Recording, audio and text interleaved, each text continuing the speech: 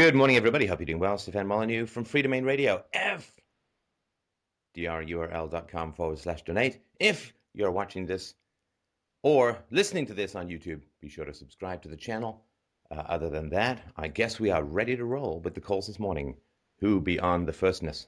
All right, up first today is Ruth, and Ruth had a criticism about the estrogen-based parasites kill all men video. So go ahead, Ruth. Hi, Stefan. Good morning. How are you doing? I'm okay. I think we've got a bit of a lag, so it's going to sound a bit strange, probably, this conversation. No problem. Okay. I don't know where to begin, really. I wrote a little rebuttal to you in the comments. Should I go through it, or what? How do you want to do it? Yeah, but we'll go through it. If we can do it point by point, of course, that probably would be easier. I'm not real great at, here's 12 points, rebut them kind of thing. Yeah. Okay. Well, nor am I, so that's fine. Okay. I think the first point, the sort of general point, as I wanted to make, was that it felt like you were oversimplifying reality to make a point. You seem to be splitting women into either sort of saints or whores, as if there was nothing in between. And I didn't think it served any of the women well, either the saints or the whores, if you see what I mean. It was a poor representation. You know that none of those are arguments, right? I feel it doesn't seem to serve poor representation. None of those are actually arguments. I mean, if you want to talk about how you feel about the show, that's fine, but you're not actually making arguments yet. Or you're not actually rebutting, you're just saying, I didn't like something, or it seemed to me that kind of thing, right? I think oversimplifying and splitting things into polar opposites. No. See, oversimplifying, hang on. Oversimplifying is not an argument. It's just an adjective. Right? You can't just say I'm oversimplifying. You have to tell me how I'm oversimplifying. Okay. Women in your definition seem to be either bad. No, hang on. The moment you say seem to be, you're not making an argument. Because then when you say seem to be, you don't actually have to reference. You don't actually have to reference anything I said, right? You described women as being parasitic, estrogen-based parasites, parasitic whores. I certainly did not. Okay. I certainly did not say that was the definition of women. I mean, I said that there are some women who are like that for sure, and I talked about exceptions to that as well. Then this is my point. You make it sound as though it's either one end of the spectrum or another. Whereas you make it sound. Hang on, no. But you have to get precise in your criticisms, right? I mean, maybe you've never done this before, but you make it sound as if is not an argument. You're just telling me something about your perspective, but you're not referencing anything I said. The first thing that you've referenced about what I said is incorrect, right? So you make it sound as if it seems to me as if, or you seem to be oversimplifying. None of these are actual arguments. I don't know how this conversation is going to go to stuff, because this is probably just the way I speak because I'm British. No, it's the way you speak because you don't know how to make an argument yet. I mean, I'm not trying to be rude. I'm just pointing out I'm British as well, and I know how to make an argument. And you have to be trained on how to make an argument, or maybe you have to have experience on how to make an argument. But if you want to talk about your feelings, we can talk about your feelings. But if you say, it seems to me that you're doing something, what you're doing is you're escaping, or you're trying to escape the need to prove anything. You're trying to escape the need to refer to anything that I actually said. And you're trying to give me your impressions, which we can talk about, but let's not pretend that it's a rebuttal to something I said if you're just talking about your feelings. I'm not trying to be rude. I'm just sort of pointing out the precision that's necessary in a debate. I didn't like the fact you picked on the Kill All Men campaign. I thought that was ridiculous. So your problem with the Kill All Men campaign was that I had a problem with it? No, my problem with it was that it was so far at the end of the spectrum of nobody thinks like that. There's like 0.001 people in the world who actually think like that. So to be outraged by it is a sort of a faux outrage, you know? It's so far off the end of the bell curve of what people actually think as to be pointless discussing it. Well, it was a meme that spread fairly far and wide, and no women that I knew of seemed, or that I heard about, seemed to have any particular problem with it. No I mean, women if had there any was a problem. kill all, look, do you understand? If there was a kill all blacks meme, and all the white people were cheering or saying that it was funny or that it was, I mean, you get that some black people might say that that's kind of offensive, right? When people say offensive things, it is offensive, but there's so few people saying it, Stefan, that it's meaningless. If it was a thing where women actually believed that, then I might agree with you. But it was some Twitter meme that I'd never heard of before you mentioned it, and will probably never hear of again. It's So far in your the issue is that, sorry, is your issue that I mentioned something that was fairly widespread, at least across the social media that I saw, and was commented on as not being found offensive by women, or women saying, wait a minute, if you're saying kill all men, even as a joke, well, I love a man.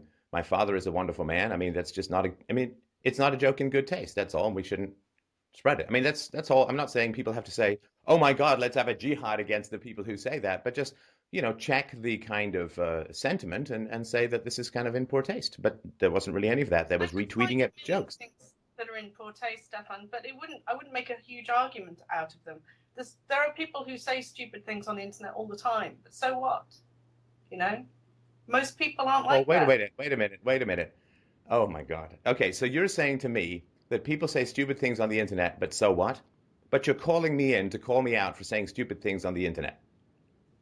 I think you have a So much it's bigger only when platform it's directed at than men that it's not no, a big deal. If it's directed no. towards women, then It's it suddenly becomes a big deal. You want to call in just about it, said right? it's a bit like if you know the Daily Mail newspaper when they Um, pick yeah. stories and they pick behaviours that are so far from the norm and then get very outraged by them. It's manipulative of their audience, but it really is saying nothing. All it's saying is outrageous comments are outrageous, but it's All right. saying it's So nothing. hang on a second. So if outrageous comments are not worth commenting on, then why are you commenting on my video? I didn't say it was outrageous. Oh, sorry, you thought it was too much. It was over the top, or it was exaggerated, but not outrageous. I think it is polarizing. I don't think it's representing reality very well, and I think you've got a big audience. Well, how is that different from the kill all men hashtag? And I think that gives you a responsibility because I don't know who made the Kill All Man hashtag, but they're presumably anonymous. They're not taking responsibility for their thoughts, and you are. I don't understand that at all. So it's okay to be offensive if you're anonymous? It's just pointless discussing it. There are a lot of things Okay, said so why are anonymously we on the discussing this? If outrageous or over the top perspectives are not worth discussing, why are you discussing this? You are setting yourself up as an authority. I have no idea what that means. What does that even mean? Setting myself up as an authority. You're telling people that your opinions are important, that they No, matter, that when this have stuff I is when have I important. ever said in a podcast my opinions are important? I think you've probably, transmitted that to people, that idea to people that you believe that philosophy is very important, that it can be life changing. Right? And I make arguments, but I don't know about setting myself up as an authority. I don't know what that means. I put my Well, arguments, perspectives, and facts and interviews with experts out on the internet, and if people find them valuable, great. If they don't, that's their choice. But I don't think I've set myself up as some sort of expert that people have to believe because I'm an expert. I just make the case, and people accept it or reject it. the way it seemed to me, and I'm using that word seemed again, the way it came across to me listening to that show was that you were juxtaposing a lot of unrelated statistics um, and a lot of your own comments about your own beliefs and painting a picture. And you're painting a picture of women that a lot of men listening to your podcast, and maybe women as well, might just take on board as their own view. And I mean, that could have consequences. I hope it does. I hope it has consequences, of course. I don't talk to Exactly. to to not change people's minds for sure. So you do think it's important then? Do I think that the information that I talk about is important? Of course, otherwise I Yeah. wouldn't talk about it. I don't read Right. off my grocery list for heaven's sakes. Okay. So you do value your own opinion, and you expect other people to as well. I have no idea what other people do with or my opinions or not, or my arguments or not. What I'm getting at is that you have a lot of listeners, and that the things you say can be taken on board by people. Okay, and listen, I don't mind having this conversation, but you need to actually make an argument. Right? This is a show about philosophy. This is not a show about you having emotional difficulties with something I'm saying. This is a show about philosophy. All right, If the statistics that I quoted were incorrect, I'm happy to correct them. If the arguments that I made about a certain type of woman are absolutely incorrect and there are no types of women like that, then you better mention that to the people who sell makeup and push-up bras and Cosmo magazine. You better inform them that they actually have no customers and they should really reallocate their economic resources. But if you're just going to talk about, well, you set yourself up as an authority and it seems to me this and my impression was that and so on, this is not a show about your subjective Stefan, opinions and impressions. This is a philosophy show, which means you need to bring at least one fact to the conversation. Okay. How can you criticize women for paternity issues and abortion issues and so on when you cannot possibly criticize men for the same behavior because they're unable to have children? How is it okay to criticize women solely on their ability to give birth, really? How is that fair? Wait, hang on a second. Do you think that I was criticizing women for their ability to have children? No, I think you were talking about the kind of behaviors that arise when women maybe have another man's child, or when they decide to have an abortion, or perhaps, when they leave the relationship altogether. I have no issue. I have no. First of all, I don't think abortion came up in that show. But secondly, I did not criticize women for wanting to have another man's child. If a woman is dating a man and then wants to have another man's child, she can break up with that man and go have the other man's child and then say, hey, you're the dad, take care of it. That wasn't, I mean, I have no idea what show you listen to, but the idea that I'm criticizing a woman for the ability to have children or for wanting to have another man's child is deranged. You were talking about women getting pregnant by another man and then getting their husband to raise that child as their own. Lying about the paternity of the child. Yeah. And do you not think that's bad behavior? I do think that's bad behavior, but I do also think that if men were able to have children, that they would be doing the same thing. This was a show about women. This was not a show about men. Look, do you not think I've criticized the military? I'm sorry. Please don't let me finish my thought. You go ahead. The reason I'm calling in is to give some balance to that show about women. I'm not here You're to not giving me any women. balance at the moment. Pardon? You're not giving me any balance at the moment. Go for it. No. I mean, if you feel that balance is important, why aren't you talking about the things that I got right in the podcast? Balance is only important when women are involved. So whenever you talk about negative behaviors of women, you automatically have to match that with negative behaviors of men, right? Because you can't just focus on the negative behaviors of women. You always must bring men in to balance it out. But when we talk about, hang on. When we talk about the negative behaviors, okay, I'll mute you if you talk over me. If you talk about the negative behaviors of men, do you automatically bring in the negative behaviors of women? Like if I had done a show on the military-industrial complex or the war in Iraq or criticism of almost exclusively male politicians, if I talk about the immense amount of evils done by men in the world, do women automatically call in and say, well, I understand that you were talking about bad things that men did, but what about the women? Right? Whenever I talk about, well, men hit women, do women then call in and say, well, yes, but you have to remember that those men were raised by women, and that's one of the reasons they might be angry at women. No. Whenever I talk about male evil, women never call in to say, well, we got to balance that with female immorality. But whenever I talk about female immorality, women call in and say, well, you have to balance it. Well, what about the men? I mean, this is a double standard, and I reject it completely. Stefan, when men go into the army or high office, politics or whatever, and do bad things, that's not an essential maleness. Women can do those things too. But you're criticizing women for behaviors that could only be committed by a woman. So? And therefore trying to. I'm sorry, I have no idea what that means. So, well, I mean, so the fact that only women can behave that, only women have the biological capacity to have children and lie to the man, I mean, so what? If you're saying it in a way as to make it sound as though men could not or would not engage in that same behavior if they had the opportunity. No. See, now you're just hang on. Now you're just making something up. I'm criticizing women for something that, yes, only women can do. But I never said, but if men had the capacity to do it, men never would. Did I say that in the show? I mean, you can make up stuff if you want, but then you might as well have a conversation with the mirror because it's got nothing to do with my show. Stefan, it's implied. Oh, implied. I'm sorry. I didn't realize you had a magic word that let you put your opinions in the face of facts. I didn't realize you could use the word implied to then ascribe an argument to me that I never made whatsoever and consider yourself rational.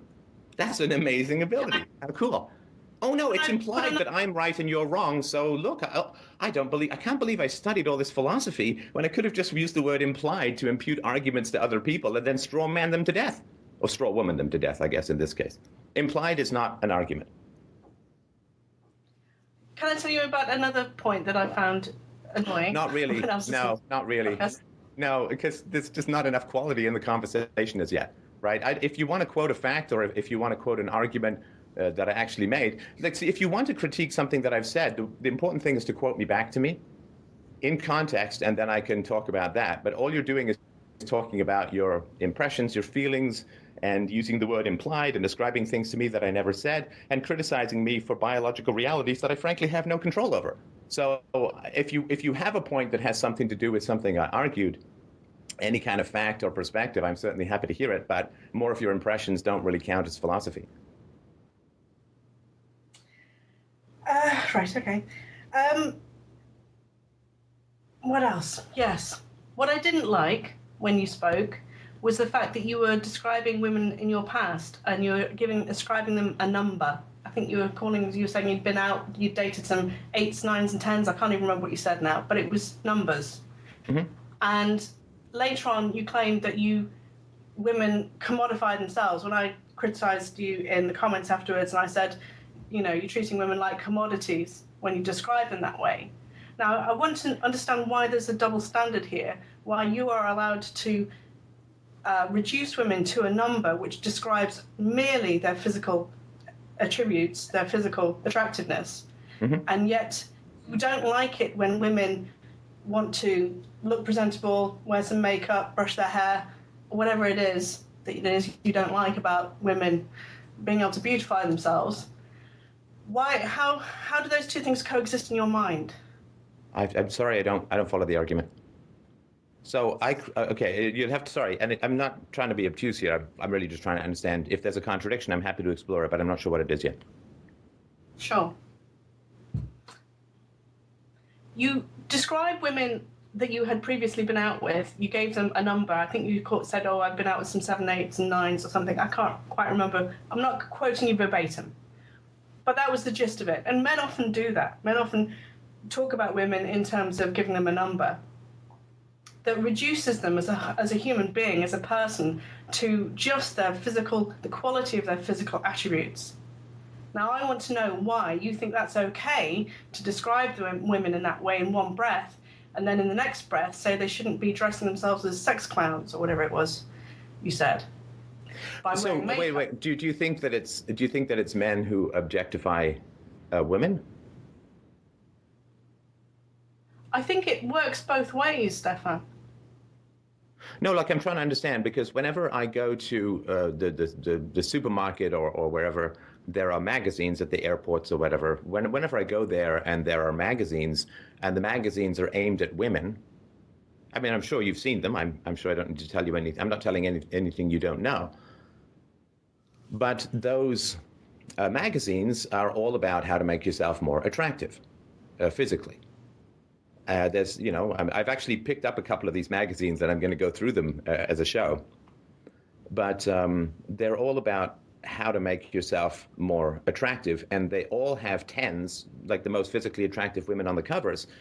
And those magazines are all stuffed full of physically perfect or near to perfect women who are further enhanced with makeup and Photoshop and all this kind of nonsense, right? And that is women photographing women, maybe with some gay men in attendance probably, but women photographing women for the purpose of selling magazines to other women.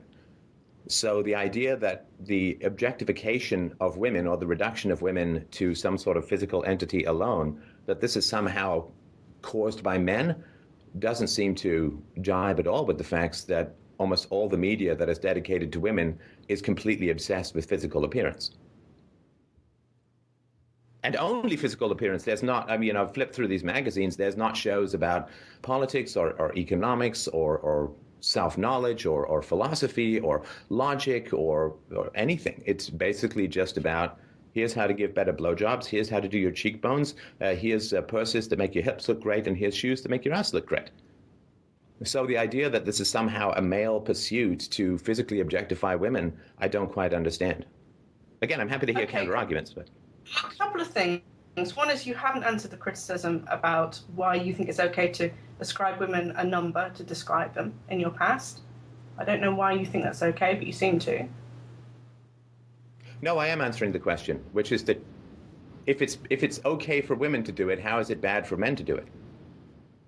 I don't know any women who would give themselves a number to describe themselves. Do you know any women who are interested in their physical appearance and who do things artificially to enhance their appearance, dye their hair, put makeup on, and so on? Yes, and I dye my hair and put makeup on myself. But women, okay, one thing to understand about women is that we like to beautify our entire environment. We may start with ourselves, but if you look in your house, I'm sure you'll find objects and furnishings and things that your wife chose and brought to the marriage that beautify your home, and they also enjoy beautifying their gardens. And if you let them, they'll beautify their neighborhoods and their children's schools, and it will go on and on.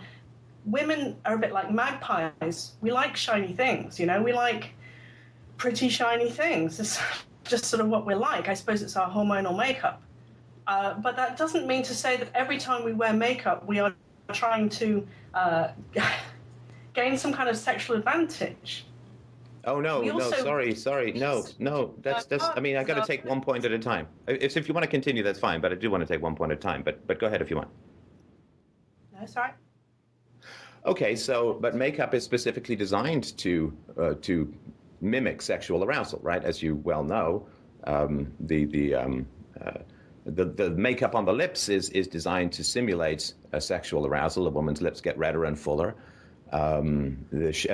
Enhancing cheekbones is designed to show symmetry in the face, which is a mark of genetic health. Makeup around the eyes is designed to make the eyes look whiter and brighter, which is a sign of youth and fertility. And push-up bras are designed to enhance subcutaneous fat around the boobs, which means that the woman is more fertile and better able to breastfeed. And hair dye is designed to simulate youth, which is sexual fertility. So no, makeup is not neutral. Makeup is sexually suggestive by its very nature. I think it's a stretch, Stefan, to say that when women get up in the mornings and try and make themselves look presentable, and usually the basis of it is so that they feel confident when they leave the house. I think it's a stretch to say that this is all in order to gain some kind of sexual currency. Well, I know that's not. But you see, if I give you actual biological facts and you say that seems like a stretch, you obviously are having difficulty processing facts, and you are responding with, it's not even an opinion, it's an opinion masquerading. I think it's a stretch, it's not an argument. You're having trouble processing the facts that I'm presenting to you. Are you saying that women who wear makeup are all whorish? What is it you're trying to say? No, see, if I'm telling you things that are facts and then you respond with, what are you trying to say? You're not dealing with the facts. Are facts, like, are you allergic? Do you need some antihistamine when facts are presented to you? Because you keep trying to bend it into something else. You said it's not sexually suggestive. I gave you the facts that show that it is, and now you're going off on some other tangents. I didn't say it could. I mean, it can be applied in a sexually suggestive way, particularly if you then go and, pose in a kittenish pose or whatever and get photographs taken of yourself. Yeah, I've never found kittens to be sexually attractive, but... And I'm saying that for all intents and purposes, most women, when they get dressed and brush their hair and put on makeup, are trying to make themselves feel confident and presentable for the world. And that's about as far as it extends. And our interest in makeup and pretty things is probably due to our hormonal makeup, yes. But it's not an aggressive thing. Did I say it was aggressive? Anyway, listen, I'm sorry. We're not able to connect. I got to move on to the next caller because we're not actually having a discussion about anything that involves facts or any statements or any information.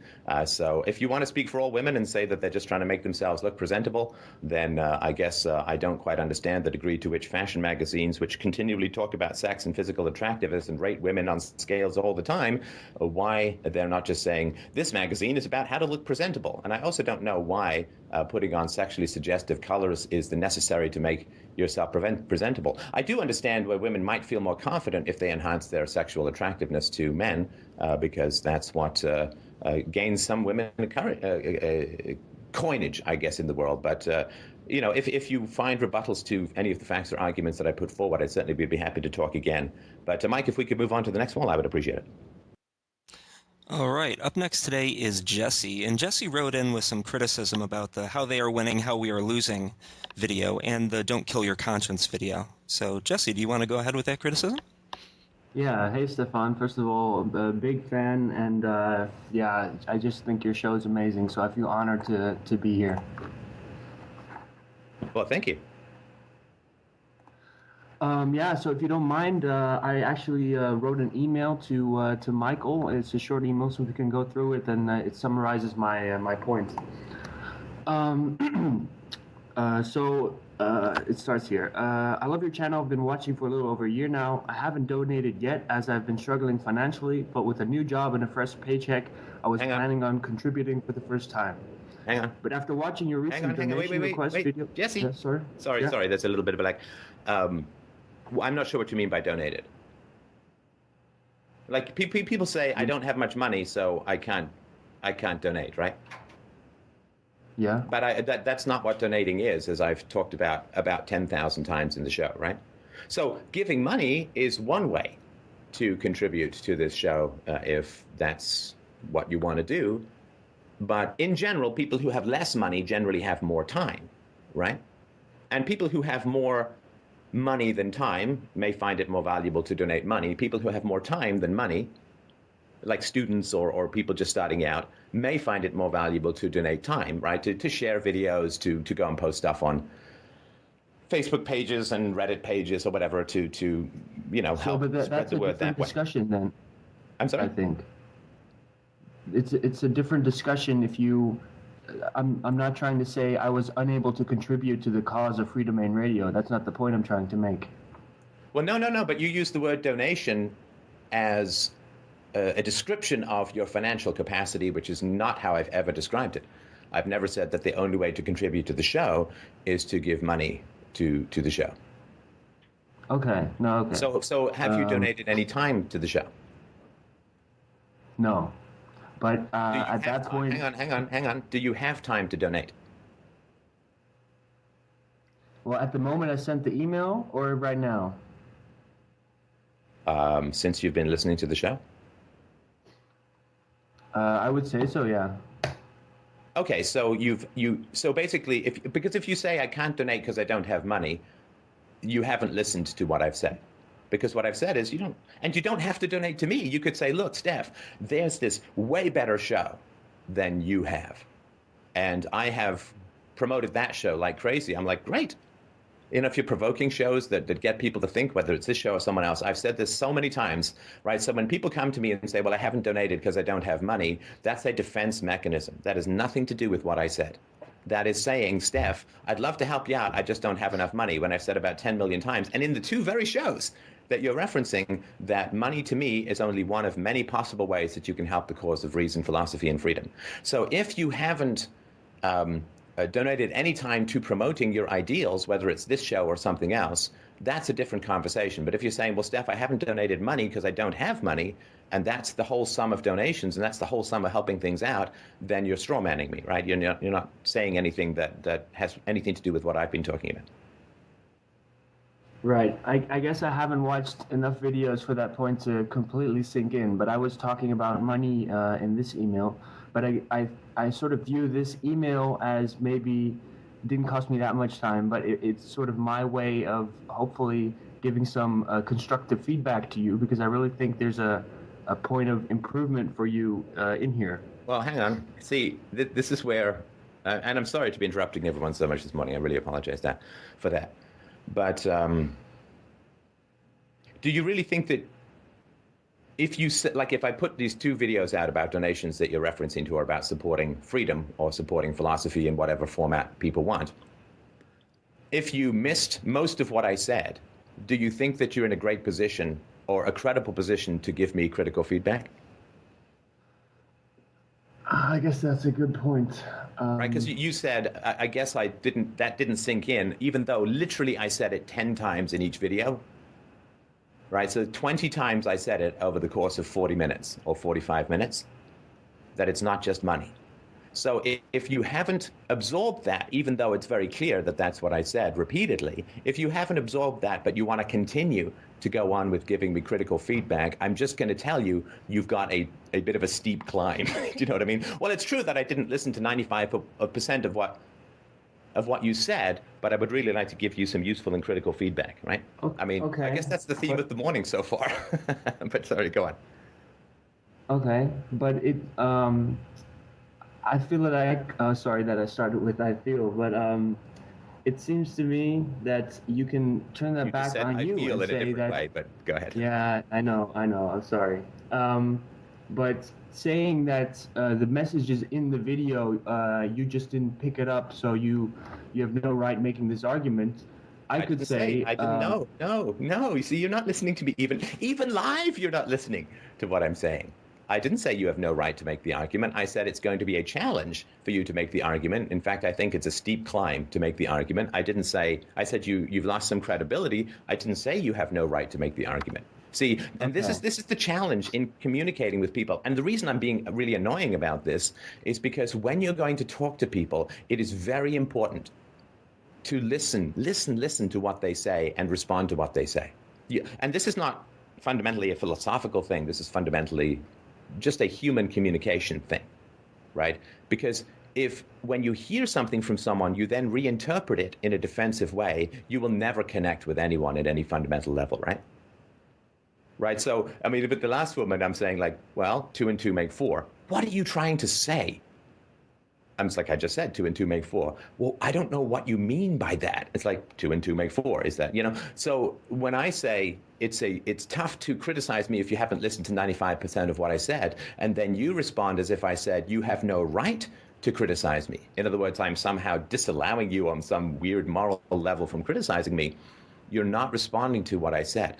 And that's tragic. And I mean this tragic, and I mean this in a sympathetic way, because it tells me everything about your personal history, right? Because, people say to me sometimes, well, Steph, how come you keep going into people's childhoods? It's because they keep bringing their childhoods to the conversation, whether they know it or not, right? So what it means is that you've grown up in an environment or in a family where direct communication that is relevant to what someone just said does not occur. In other words, people are constantly misinterpreting and escalating and being defensive and changing the topic and straw manning and no true Scotsman fallacying and all that sharpshooting. They're doing lots of that kind of stuff, and you're not having direct communications about what someone just said. I mean, tell me if I'm wrong. I mean, this just seems to me the way it would have to be. Well,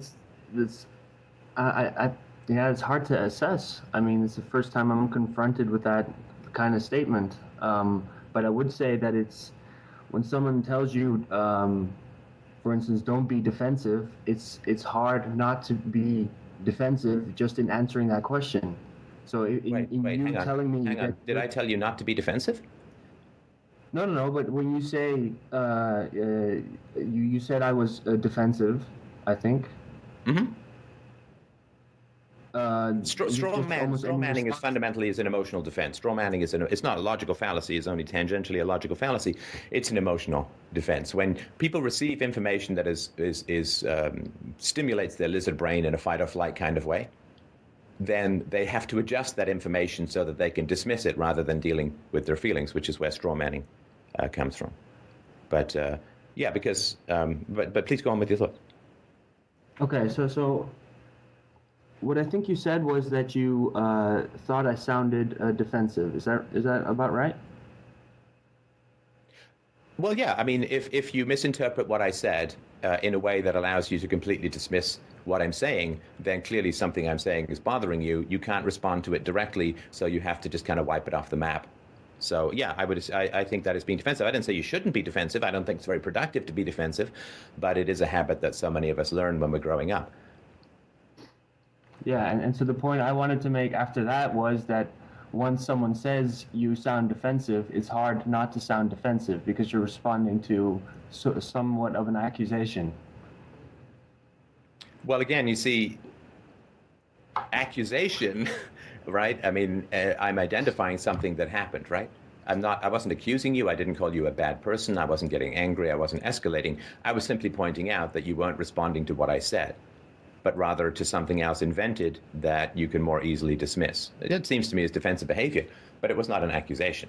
But the fact that you would perceive that or use that word, again, because I'm not bringing it to the conversation, but it's here, that it has to come from your history. Does that make sense? Yeah. So when you were a child, how were disagreements handled in your family?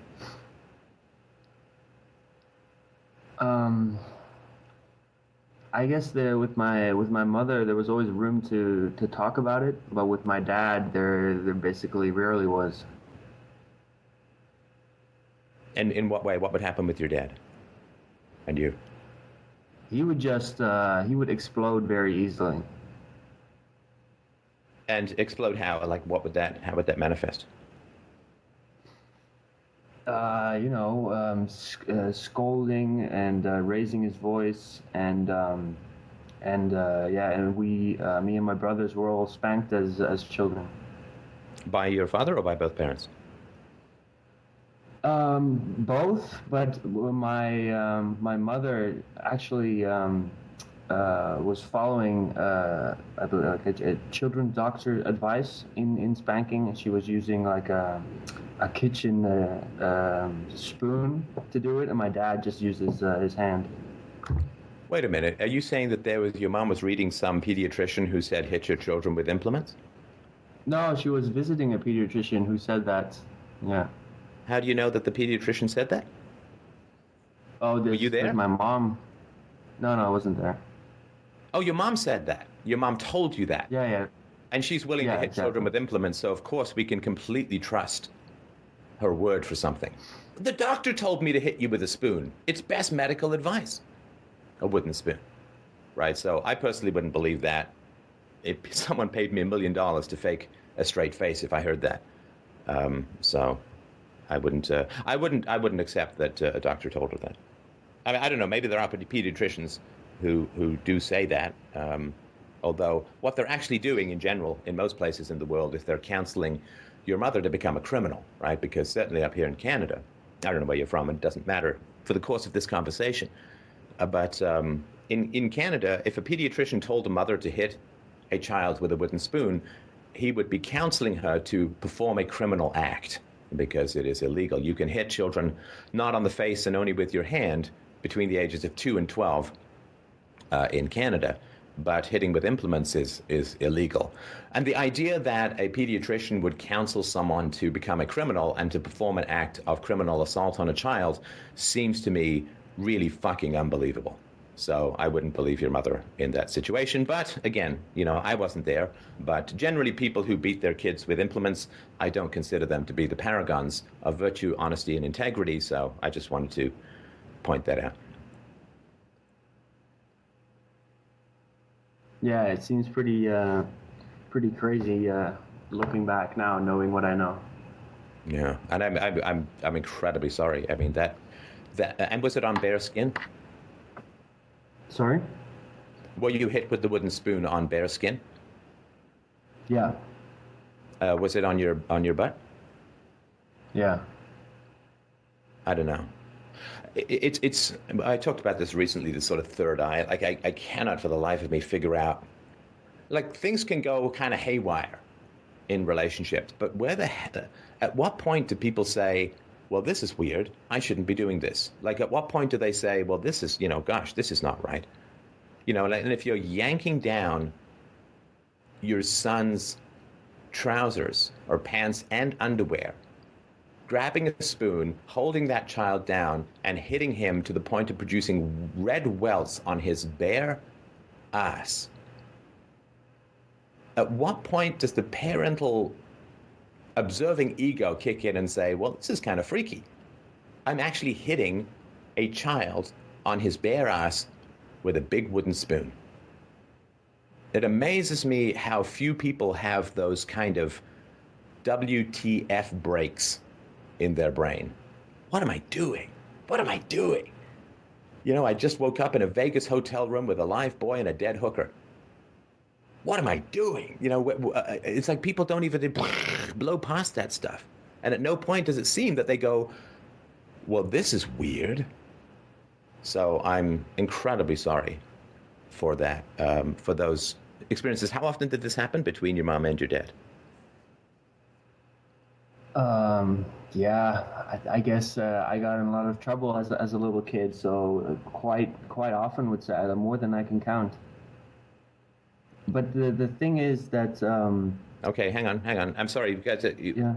If I said yesterday I was walking in the mall and I got punched in the head by some random guy, would I say, well, I got into trouble at the mall?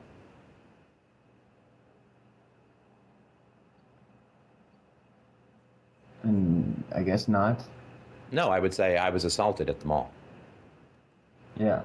So when you say you got into trouble as a child, I think that's a euphemism, and I think it's an emotionally easier one to deal with than I was repeatedly assaulted as a child. Because you try that with an adult, you are probably going to jail not only for assault, but for some sort of sexual assault as well. Like if you take some 19-year-old girl on the bus, you put her over your lap, rip off her pants or her skirt and her panties and hit her with a soup ladle on her bare ass, that, I think, I don't know, I'm not an expert in this at all, but I think that would be kind of like a sexual assault.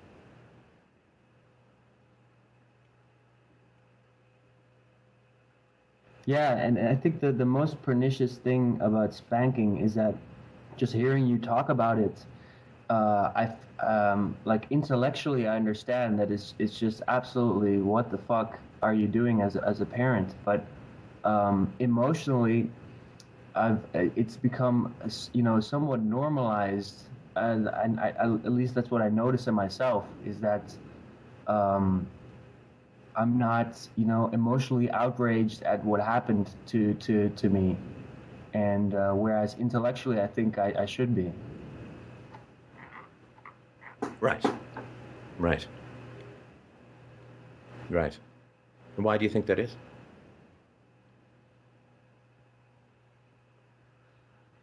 I guess you sort of you sort of you normalize your I guess your moral landscape to your parents, that your parents are never absolute boogeymen, or at least not if the relationship is somewhat good. So when you look back, they can,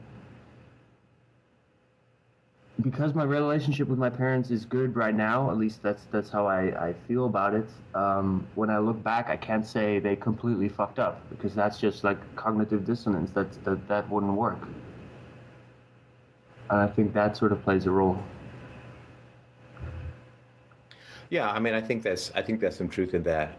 Now, this is going to be an odd argument, and I'm not going to say that it's going to apply in every situation. It may not even apply to you, but I hope that it will make some kind of sense. So, one thing that people have a tough time processing is that taxation is forced, right? So you get a letter from the government and it says, you owe us X amount of dollars.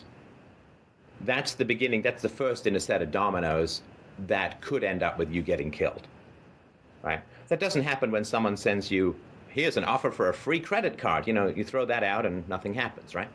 Other than you don't end up as a debt slave. But with the government, when they tell you, we've raised your property taxes, now you have to pay 5% more or whatever, that's the first in a domino that could end up with you getting killed, right? Because if you reject the letters and you don't pay the money, then eventually some judgment will be made against you and the police will come, assuming they can't garnish your wages, garnish your wages, then the police will come and they will try and collect the money. And if you can't pay, they'll try and take you to jail. And if you resist and you pull out a gun, I mean, they'll shoot you. Right? So that letter is the first in a domino that leads to violence. And all threats of violence are death threats. This is really, really important to understand. All threats of violence are death threats, right? So if we all understood that, the police will come and say, can we have the money? And if you say no, then like somebody from Jehovah's Witness or collecting for United Way, they'll just go on their merry way. Then we would say, okay, well, this is just, they'll maybe come to our house, but they'll never pull a gun. They'll never, right? Or if you said, well, they'll pull a gun, but they won't, the guns are unloaded, they're made of chocolate or whatever, then it would start to get kind of absurdist, right? But every law, every directive, every commandment from the state is a death threat, because the ultimate escalation has to be to death. It has to be to be willing to kill people who resist enough. Every edict, every letter from the government that demands something is a death threat. Now, when it comes to the physical abuse of children, the question is, if you resist, what happens? Right? So how old were you when were you hit when you were like 10 or 12 or 14?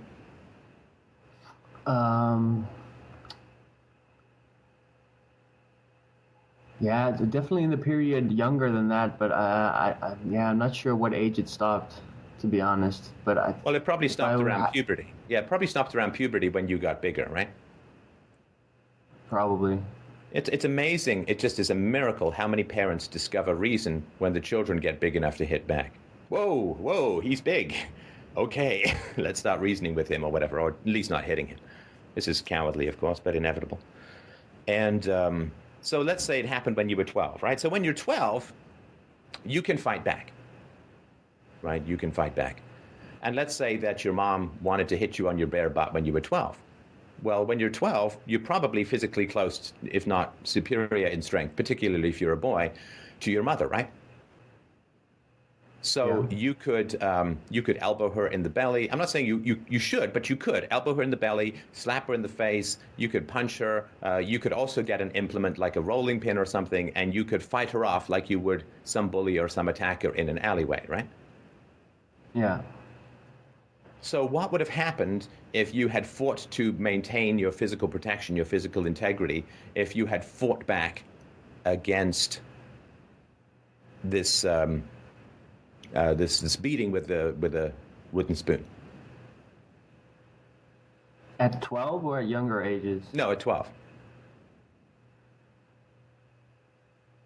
Yeah, I guess. Yeah, it's hard to say, but it would be somewhat of a fight with my mother, I guess. And yeah, right. So, and let's say you got into let's say you got into a fight with your mother, a physical fight to protect yourself. And let's say she got a black eye, or like, would she just back down and say, okay, well, I'm not going to hit you anymore? Or would she escalate? If she got a black eye, she yeah. would get my dad or something. And what would your dad do? He would be able to overpower me and spank me. Well, I mean, what if you had a rolling pin or something that you could try and hit him with? Again, I'm not saying you should or would or whatever, but if, right? If you did try to protect yourself, like against anyone who was trying to assault you, what would he do? Yeah, at that point, he'd back off, I think. You think he would back off? If I had some type of weapon? Yeah. Yeah. You don't think he'd call the cops? Yeah. So if I were to hit him or my mom with it, yeah, like one of them would call the cops. Right. And then, of course, if you tried to resist the cops, you would be in danger of being shot, right? Yeah, agreed. So do you see what I'm saying? Like, so the reason we submit to physical abuse as children is because it is a death threat. In other words, if we resist, if we apply self-defense in that situation, then it's going to escalate to the point where our life could be in danger. And that's what I mean when I say all threats of violence are actually death threats.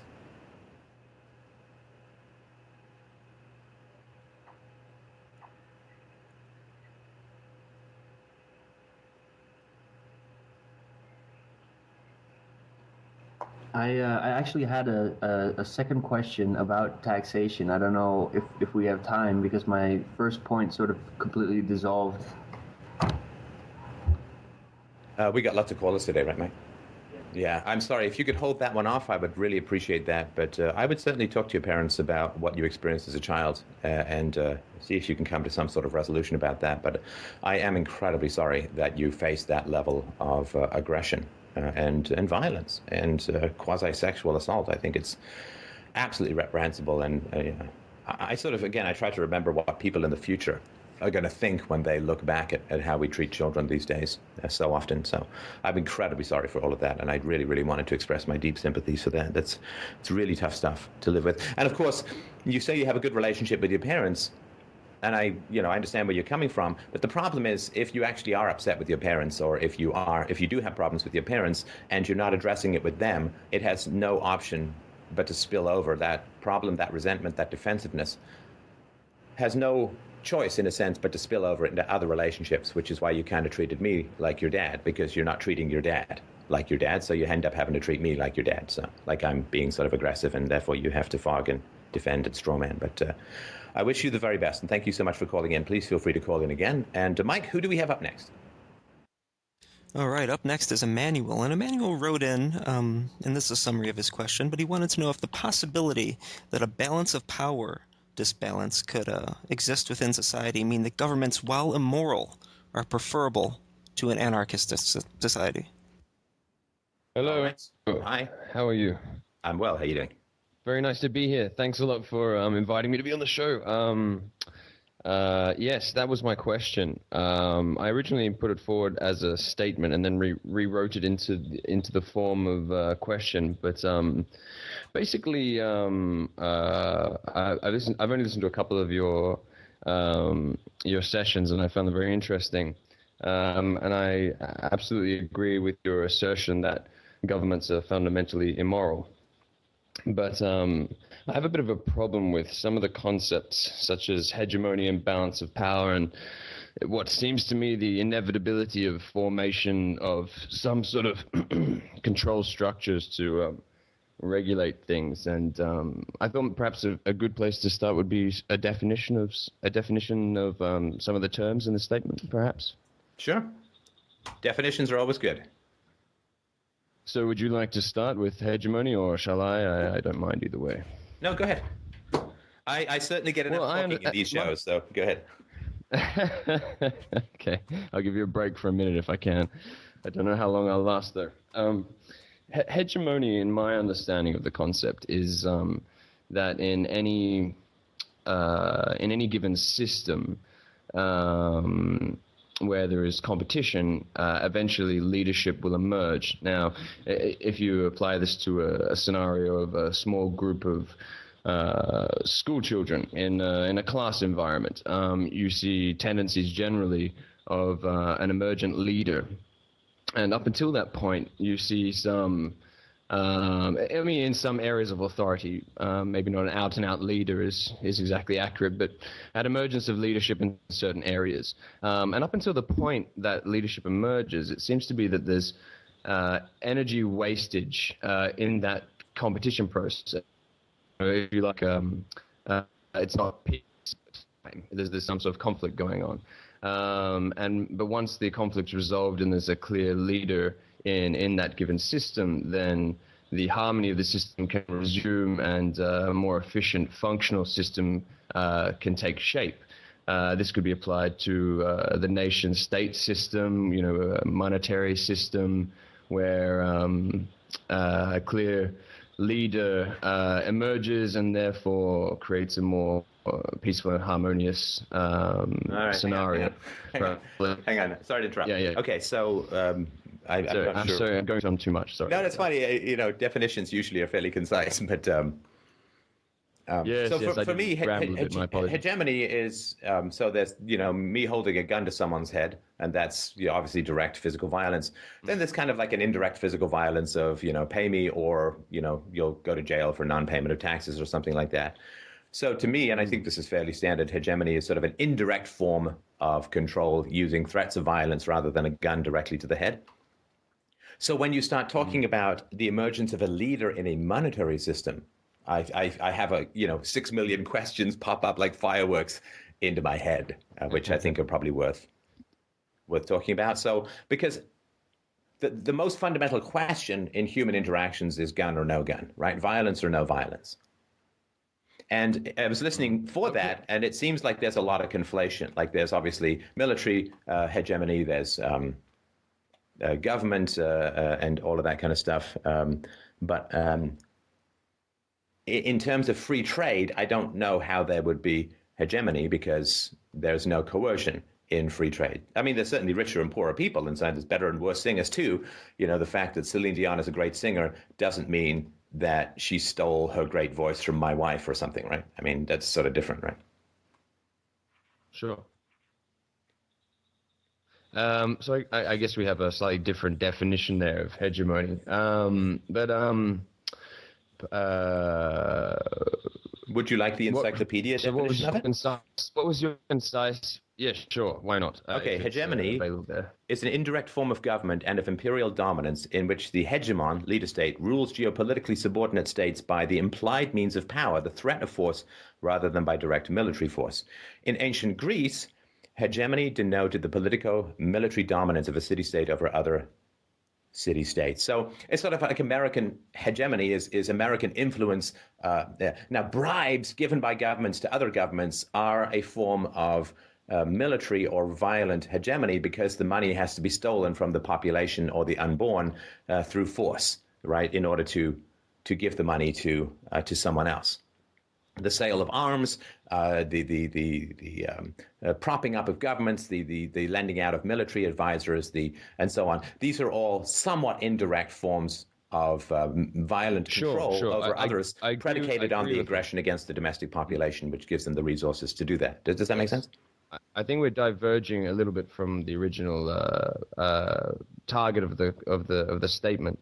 And I think there is also evidence, well, I would assert there's also evidence that in certain periods of human history, there's been more violence when there's been more nation states at a similar sort of power level, and then a more peaceful society resuming after each lulls of peace and cycles of peace and war when different nation states become balanced and fight it out, and then become a clear leader emerges from that group. A leader in force, sure, but a leader nonetheless. Well, the in force is kind of the key, right? So is your question in a stateless society? Well, no, I don't think in force is the key. I don't think in force is the key. The key is there's more peace, there's more harmony in the system. That's the point I'm making. When you have in which system? In this, for example, in the global nation-state system, when you don't have armies rolling into each other's territories vying for control of resources and power structures, if there is one particular government that is in control of the majority of the resources and the power structure, no one else bothers to, you have less wars in those periods of time. That's the concept of America being the hegemon of the last, since the Second World War. There's been no more out-and-out global conflicts. The conflicts have been local power disputes, not global ones. And why do you think that superpowers have stopped going to war with each other after the Second World War, at least direct wars as opposed to proxy wars like Vietnam and Korea? Well, that's a very good question. I think the majority of wars since then have been, yes, via proxy, absolutely. So you say, what was the exact question again? Why has the answer is nuclear weapons, right? So because there's mutually assured destruction, and the leaders themselves will be destroyed in a war, and also their citizenry, their land, their natural resources would be destroyed in a thermonuclear war, then they don't fight direct wars anymore because the leaders themselves are at peril, right? Leaders want to destroy human life. They don't want to be destroyed. Like a thief wants to violate property rights. He doesn't want his own property rights to be violated. Nobody wants to steal something in order to have it stolen from them. Otherwise, where would we have George Clooney movies? So the fact that there's nuclear weapons and mutually assured destruction is one factor. And as a result of that factor, being unable to gain resources from geography, now government leaders gain resources from time, right? So rather than stealing from your neighbors, they now steal from the future, right, in the form of debt, right? So the war has now become a time war rather than a geography war, but the level of predation remains fundamentally the same.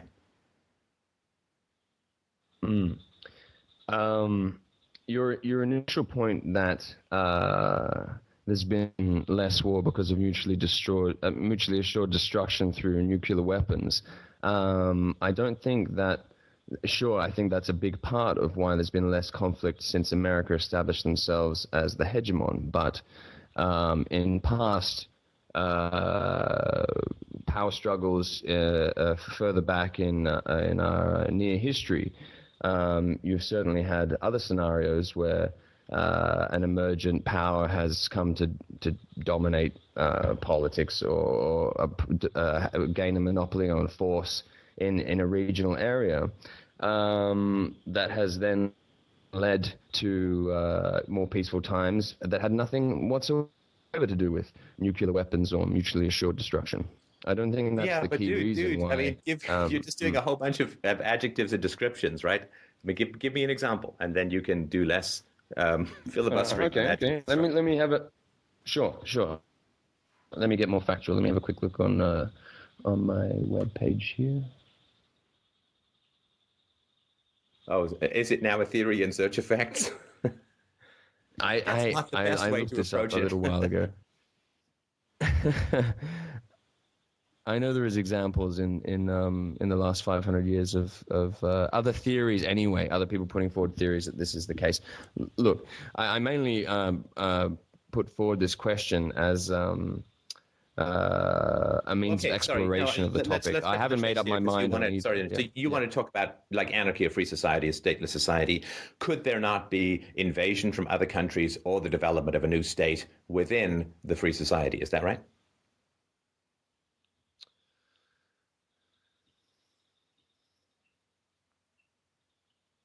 I would definitely say that there's some key threats to a functioning anarchist state. Absolutely.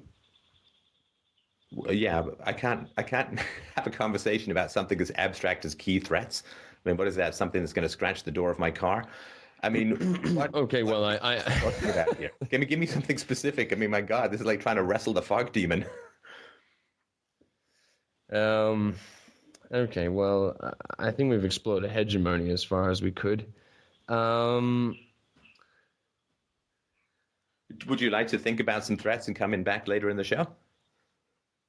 I don't want to put you on the spot if you don't actually have any particular threats you'd like to talk about to a free society.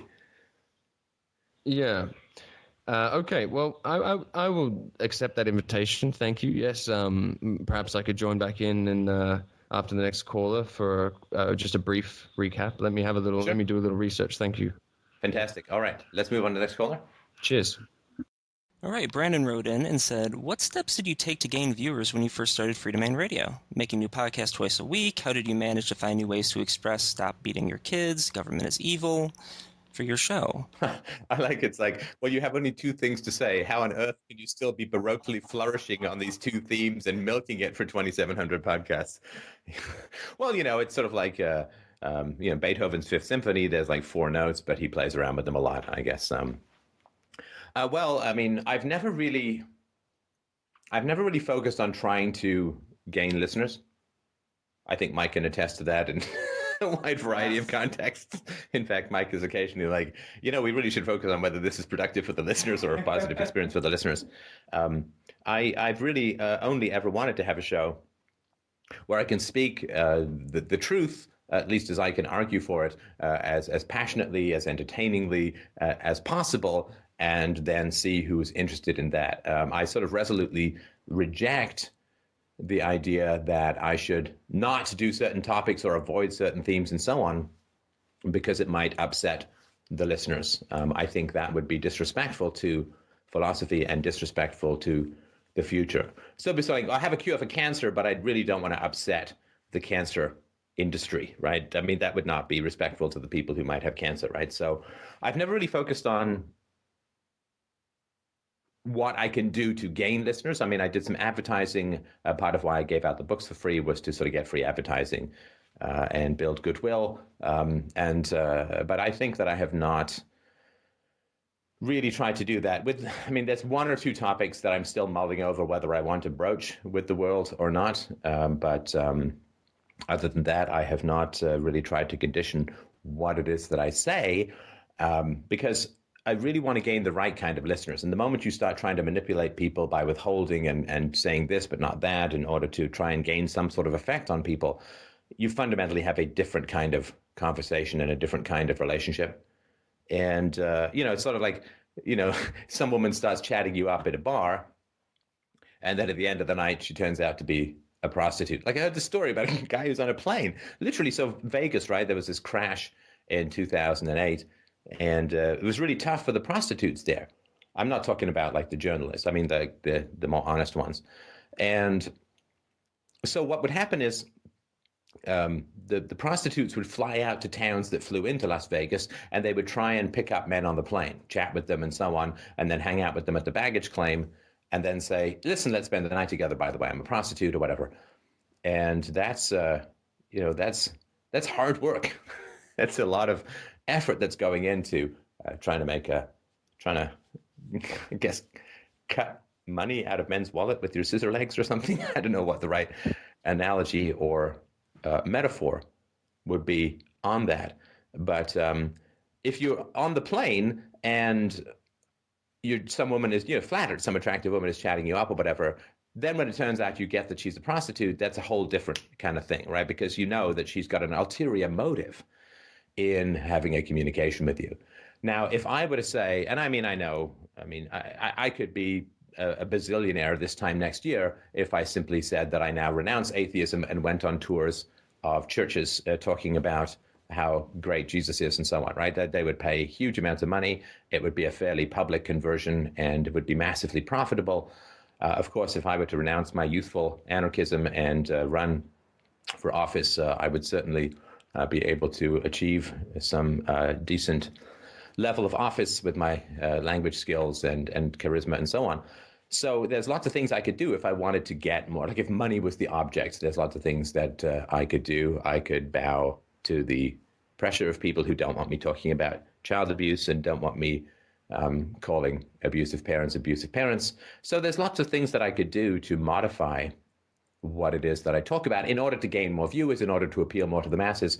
But then I'm just a whore on a plane, right? And I just, I don't want to be in the next Samuel Jackson movie. I want these motherfucking whores off this motherfucking plane.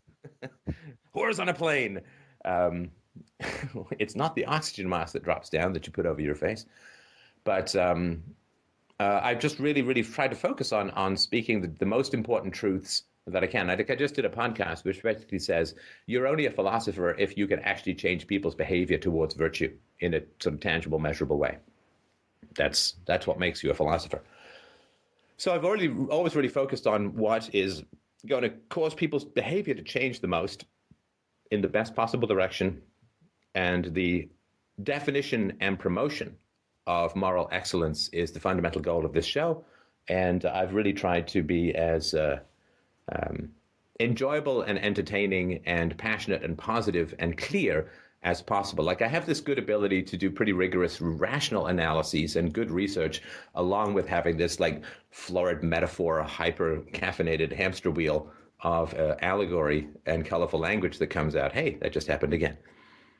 And so I've really tried to put that down. It's sort of people who say, well, this was extreme and this went too far and so on. I mean, they're having trouble with the colorful language. I don't mean the swearing. I mean, so the allegories and analogies and metaphors and so on. But it's important to wake people from the kind of hypnosis of culture and culture uses symbols and allegories and artistic language in order to ensnare people.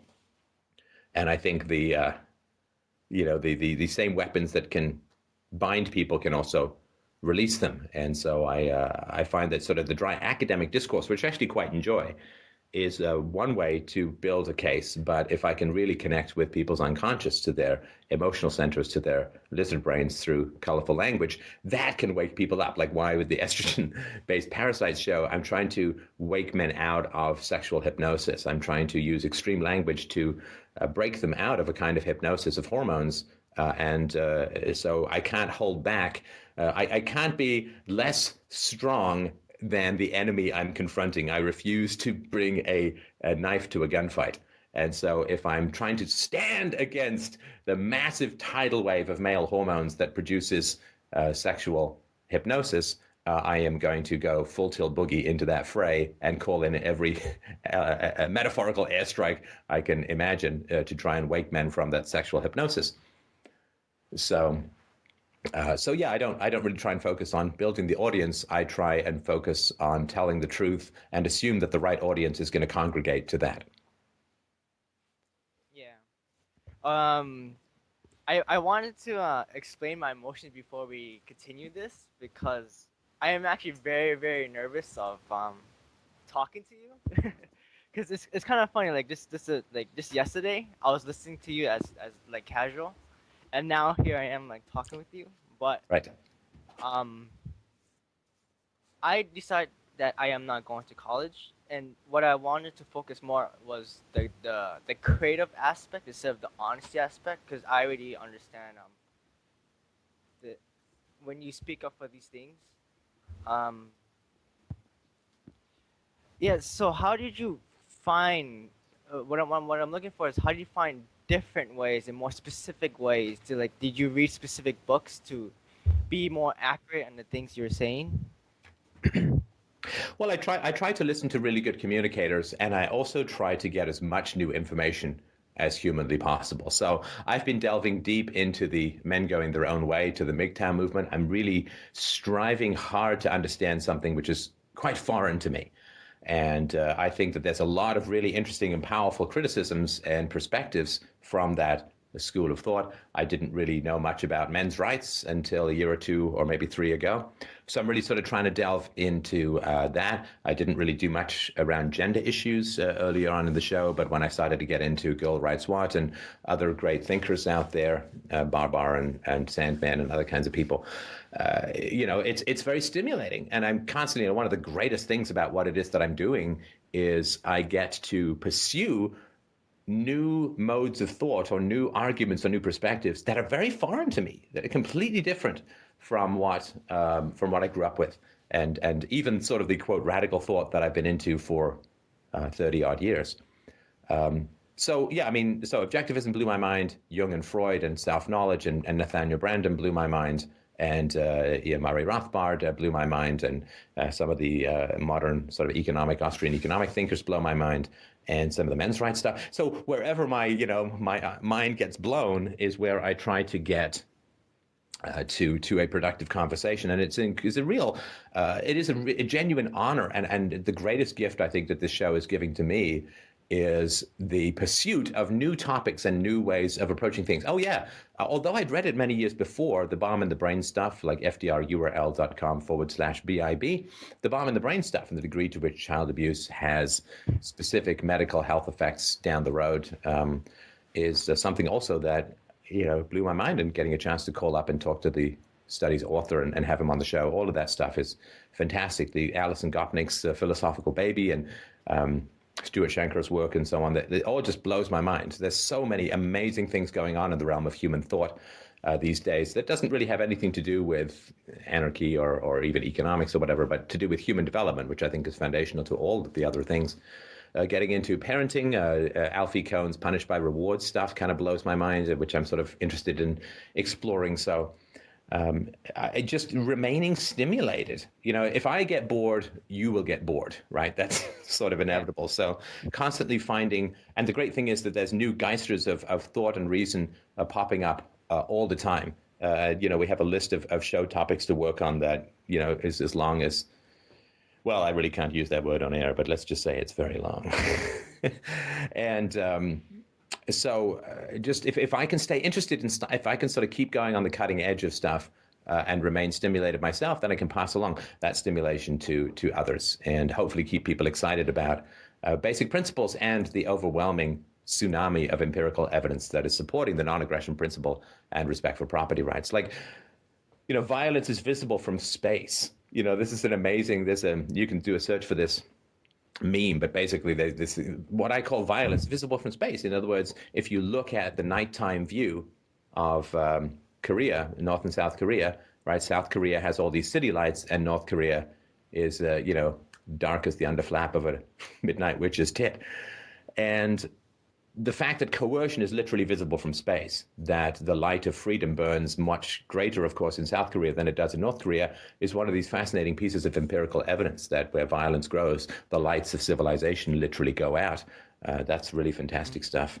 And of course, Bitcoin gets me thrilled and excited with an amazing possibility for stateless interactions and all that. So it is. Barbarossa, yeah, he's also, I haven't listened to as much of his stuff, but people have found him to be very helpful on YouTube. So yeah, Warren Farrell and all these people I get to talk with. That's why I'm talking about at a domestic violence conference, is why I'm going to be talking at a men's rights conference. That stuff really turns my crank. It really gets me, like all schools of thought, there's stuff I think is valid, there's stuff I think is invalid, there's stuff I think that may be valid but is unsupported as yet. But it is really fascinating, to be able to pursue these kinds of things and to allow them to inform what it is that I'm doing. But I'm very often just very surprised by the stuff that comes out of my mouth. I know that sounds kind of weird, Yeah. but I get a question, and sometimes half the time I don't even know why I'm asking for particular information, and that only makes sense to me after the fact. And they say, "Oh, that's why I was asking for that earlier on." And particular solutions, they spontaneously arise within me, and it's all the result of years and years and the 40,000 hours of work in philosophy and self-knowledge, and writing and communicating and acting and voice work and all that kind of stuff. But I remain surprised by the shows sometimes as much as everyone else, and that's what keeps it very lively to me. It's why I don't over-rehearse my speeches. Like for the speech in Amsterdam, I did it twice. And then, because if I over-rehearse, then any spontaneity is like being half on a train track. It just, you're either on the train track, in which case you've memorized the speech, in which case you lose a lot of the spontaneous energy, or you're off the train track but have some idea where you're going, right? So, and also why I try not to give the same speech twice ever. I'm not like a band where people are like, "Free Bird," play that song that I love and play it like it is on the record. Don't screw it up, right? But I sort of really try to give new speeches, because otherwise, why would people show up? I mean, because it's the same thing they've heard before. So I hope does that help at all? Yes, it does. Yeah, because I'm starting a YouTube channel myself called Loss and Remorse. And it sounds sad at first, but it's supposed to be like, do you know the company Johnny Cupcakes? Vaguely, but I don't even know why I know that. Oh, but the idea is you go in and think it's a bakery, but it's actually a clothing store. And what I use for my channel is that I turn the things that can be looked at as negative as reasons for you to move forward. Like when people look at stress or like difficulties and like evil government, in a way this is bad to have in our daily life, but in a way I find it all enjoyable, because if things were just perfect and happy, there wouldn't be any reason for you to create Freedomain Radio, or any reason for you to think of like creative ways to express the thought of stop beating kids and government's evil. And I don't know, just the flaws is what I find make life beautiful. And I try to, and I'm asking you this now, so. Well, I mean, if no one got cancer, you wouldn't need any cancer doctors. But I don't think that makes cancer beautiful. Yeah, not cancer itself is beautiful, but life. But I'm sorry, I'm very nervous right now, and No, but I'm not trying to tell you you're wrong. I'm just sort of, the usual Socratic provide a counterexample. We need leprosy medicine because there's leprosy, but that doesn't make lepers having a beautiful life, right? I mean, I think that we want to work on prevention, right? I think prevention is the greatest chance for there to be a beautiful world, right? I mean, if you had some way of stopping everyone from smoking tomorrow, you would be saving hundreds of millions of lives over the long term, right? And that would be a pretty cool thing to do. And that would make a life a lot more beautiful because, dying of esophageal or lung cancer is not a whole lot of fun, I would imagine. But so I think that working on the prevention, which is kind of why I talk about child raising and all that, working on the prevention, I think is really the key.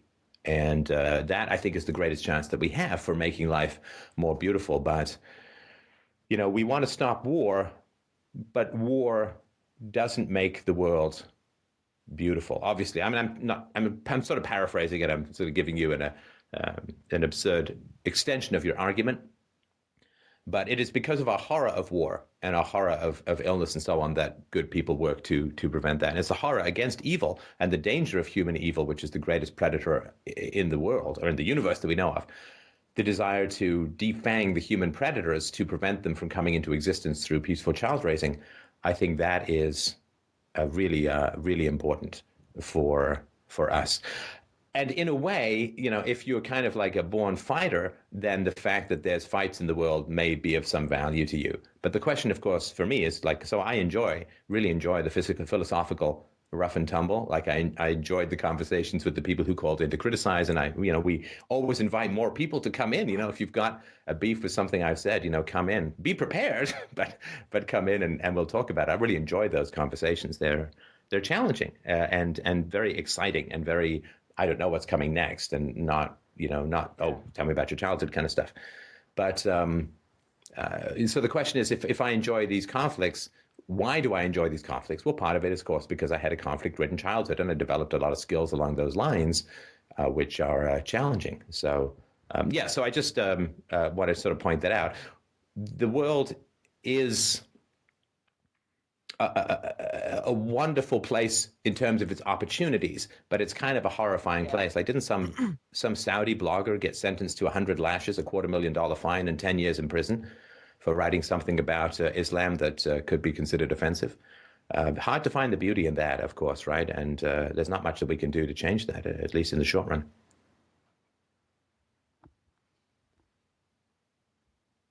Yeah. I've kind of lost my pace of where I wanted this conversation to go, but thank you. Well, remind people of your YouTube channel as well. Okay. Yeah.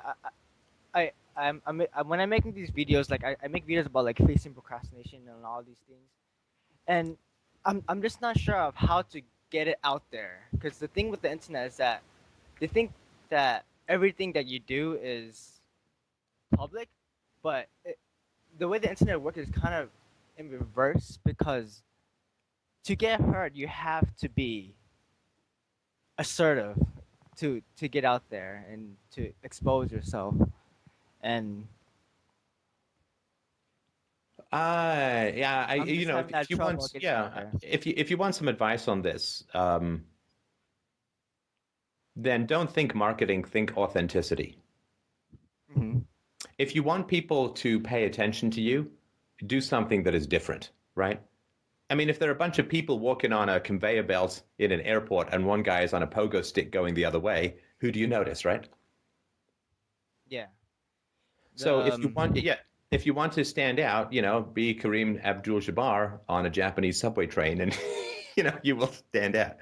So do something that is different than what everyone else is doing, and by definition, pretty much fundamentally, you will stand out. And so in the realm of human communication, there's this weird hoarding aspect to people's communication. Like they're always holding something back, and that has a lot to do with fears of vulnerability. It has a lot to do with fears of rejection, fears of attack, fears of trollery, or whatever it is. But the vulnerability, right? When a lot of people are around vulnerability, they're like sharks with blood in the water that's going to feeding frenzy. You know, there are overt Yeah. sadists. I don't know what percentage of the population they are, but they're the people who, you know, when you wire up their brains, their happy joy orgasm centers light up when they see acts of deliberate cruelty being portrayed in front of them. It makes them happy to to be cruel and to be mean. And those are like the overt sadists. But the reality is that a lot of people, I don't know what percentage it is, but based upon the history of people who go to war and people who respond to being conscripted and people who vote in obvious lunatics and tyrants, a significant portion of people, perhaps even a significant majority of people, are latent sadists. In other words, they're not necessarily going to go out and create a concentration camp, but if you put them in a concentration camp, boy, they're really going to go to town on the prisoners, right? And this was shown in Philip Zimbardo's Stanford Prison Experiments, which there's actually a documentary on. This psychologist is now head of the APA, I think, but the psychologist took a bunch of college students and divided them into prisoners and guards. And this was supposed to be a couple of week experiment, but it had to stop after a couple of days because the amazing amount of sadism that was being displayed on the part of these supposed guards to these supposed prisoners. Nobody was there because they were bad. They were just like literally arbitrarily coin flip divided into prison guards and prisoners. And they had to abandon the experiment very quickly because of the amount of unleashed sadism that came pouring out of these people arbitrarily assigned to the roles of prison guards. This is what I mean by latent sadism, that there are just massive amounts of people who, if given the opportunity, if given immunity from consequences, and if given power, will become torturous, will become abusers, will become brutes. It is a latent capacity in most people, and of course has a lot to do with early childhood and spanking and terrible schools and religious indoctrination. And I don't think it's sort of human nature, but so I think that is a really important thing to understand about the world and the horror that is latent within humanity if the right people get in charge and take people in the wrong direction. But we all know that there's these sharks in these bathtubs, right? There's guillotines over the hammocks, right? That there's this latent sadism in people around us, and so it's hard to wear your heart on your sleeve, to leave nothing behind, to hold nothing back, to put all your cards on the table is hard. That's counterintuitive, and then you become the guy on the pogo stick heading the wrong way with everyone leaning bored on a conveyor belt in an airport. So leave nothing behind. Put everything on the table. Hold nothing back. And communicate as passionately and as honestly about who you are. And yeah, I mean, some people will want to attack you because blood in the water and they're just latent sadism or overt sadism comes out.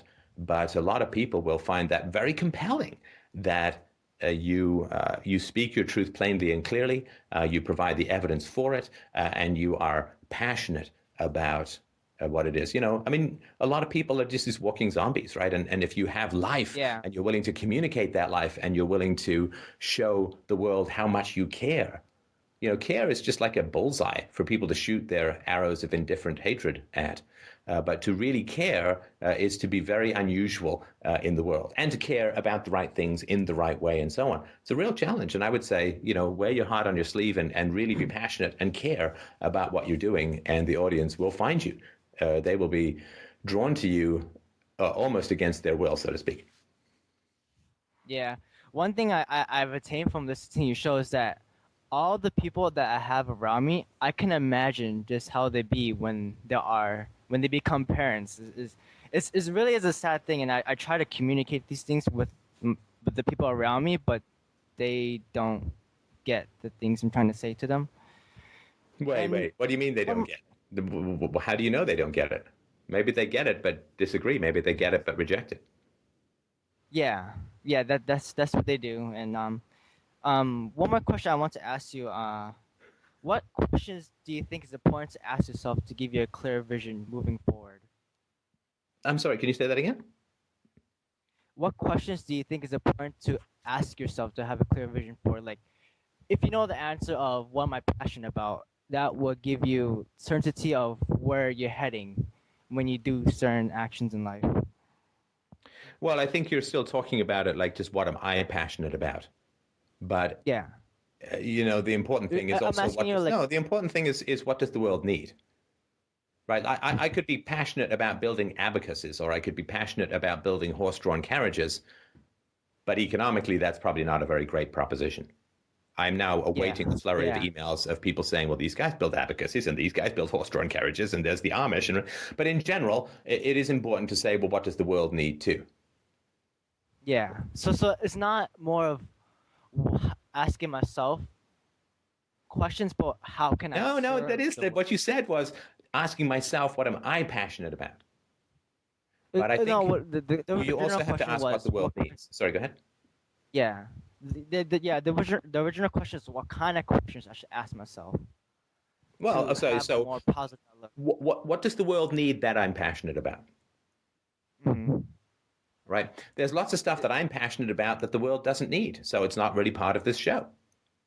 There's stuff that I am passionate about that the world needs that is part of the show.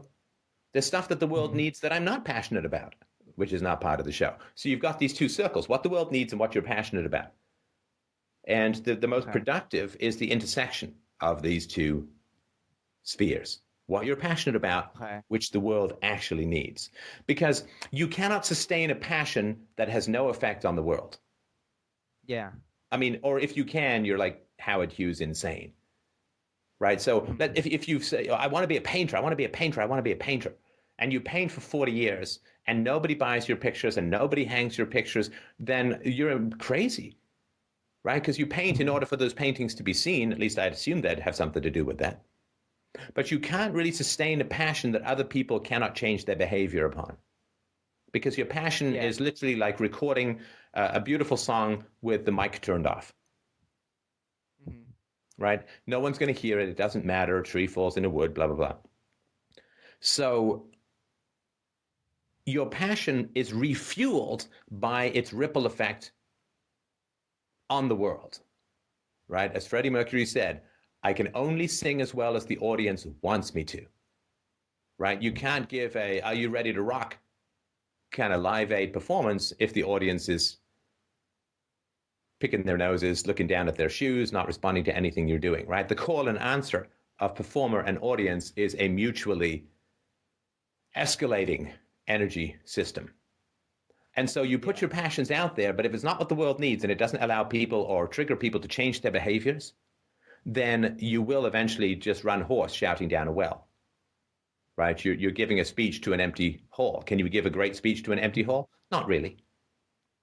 Yeah. Right? So when you have a passion that can actually have an effect on the world, which is why people who get stuck in politics, well, I mean, they're doing it for money and power, but not to change the world for the better, because that never happens through politics. But this is why, for me, the energy that I have for the show grows and grows and grows. And of course, I'm continually committed to improving. I'm still maybe 40 to 50% of where I want to be as a communicator. I've still got lots of hiccups, lots of verbal tics, right, and things that I want to improve, spontaneity that I want to still break through, inhibitions that I still want to dismantle within myself. So I still have got so far to go as far as human communication goes. But the reason I want to get there is the better I am at communicating, the fewer children get hit. The better I am at communicating, the fewer children will get hit and yelled at and abused. And so if I hesitate in the weird mad surfing of completely intimate and original communication, if I hesitate and I falter and I don't come up with some really great compelling line or analogy or metaphor or whatever, then 20 kids might still get hit because that won't be shared that 20 more times, or somebody may not listen to the end of the show, right? A spoonful of sugar helps the medicine go down. The sugar is the humor, is the energy, is the assertiveness that people like to see in the show, which I've been working on more and more of. And so how do I drag people up the open-bellied sandpaper of getting to a higher place, which is painful and difficult for them, while I obviously have to be as entertaining and engaging and original and startling as possible. So but I want to do that because it has an effect on the world, because it can make people better, because it can make people decide to stop working at jobs they hate and stay home with their children. because it can make people decide, as it has for many, many people, to not circumcise their sons or to breastfeed their children for at least the recommended 18 months, to raise the intelligence of the world through peaceful parenting, breastfeeding, and lack of trauma in infancy, and so on, to allow for the bond to be cemented between a mother and her children, and a father and his children, to get people to be less materialistic and therefore to consume fewer of the world's resources. Lots of great stuff that I can do, but because it actually changes people's behavior in the world, that is what propels me to want to get better. And so that intersection of what the world needs, in other words, what the world will change based upon what you say and what you're passionate about, is the best place to work from, I think. Yeah, and the way you communicate really, to me, is a beautiful thing, and I am trying to like reach the point where I can communicate in the way you communicate. Do you just think of things as you go, or do you have like these metaphors and all these evidence and examples like memorized? No, the metaphors are spontaneous, which is why I rarely repeat them. And I always try to be like, if I'm telling a story I've told before, I always try to say I've told this before, because I've always found it disconcerting when people tell me the same stories as if I used to have a boss. He'd keep telling me the same stories as if I'd never heard them before. Yeah. And that's an exercise of power and lack of empathy. So no, the metaphors are almost entirely spontaneous, which is why they sometimes backfire. But some of the arguments I've thought about before, but in the conversations in particular, it tends to be more spontaneous thought in the moment. And that's a result of a lot of practice and also a humility with regards to how much further I can go in being a better communicator about these very important things, because it really matters how good I am at it, because it changes people's behavior. And the better I am at it, the better the world can get. I see. Yeah, I have goosebumps just talking to you right now, and But remember, sorry, just the last thing too. Remember, I've written 30 plays. I've written like 6 or 7 novels. I've written hundreds and hundreds of poems. I've analyzed my own dreams fairly exhaustively. So I've worked with metaphors and analogies very deeply for tens of thousands of hours. So it is not something that is just like, wow, he's just got this weird gift for metaphor. It's like, well, no, that's like saying Schwarzenegger has weirdly big biceps. It's like, well, he moved a lot of metal in dark rooms and he took a lot of steroids, I think. So without the steroids, so it's, it may look sort of, I guess, dazzling and so on, but it is the result of a lot of hard work behind the scenes, and this is why I sort of say to people, the donations are not unimportant, because the show really is simply the tip of the iceberg of all the work I've done in my life. And I say that so that you can feel more comfortable and confident. Don't assume that what I have is just sort of a weird gift, right? It's a result of very hard, very concentrated. I also went to theater school where we did improv and all kinds of cool stuff, body work. I've done yoga, Alexander technique, posture work, which is the Alexander technique. So lots of work has gone into what people see in the shows, and I wouldn't want them to think that that's just some magical gift that appeared out of nowhere. It is the result of a lot of hard work, and I say that, to encourage you to do the work and not dismiss your potential because of an imaginary gift on my part. Yeah. All right. Thank you for everything, that the resource you have given me. If possible, is there any more that you can give me, like after the show, like links that you used yourself to improve? Yeah, I mean, I've had a request for a reading list for these many years. I will work on it.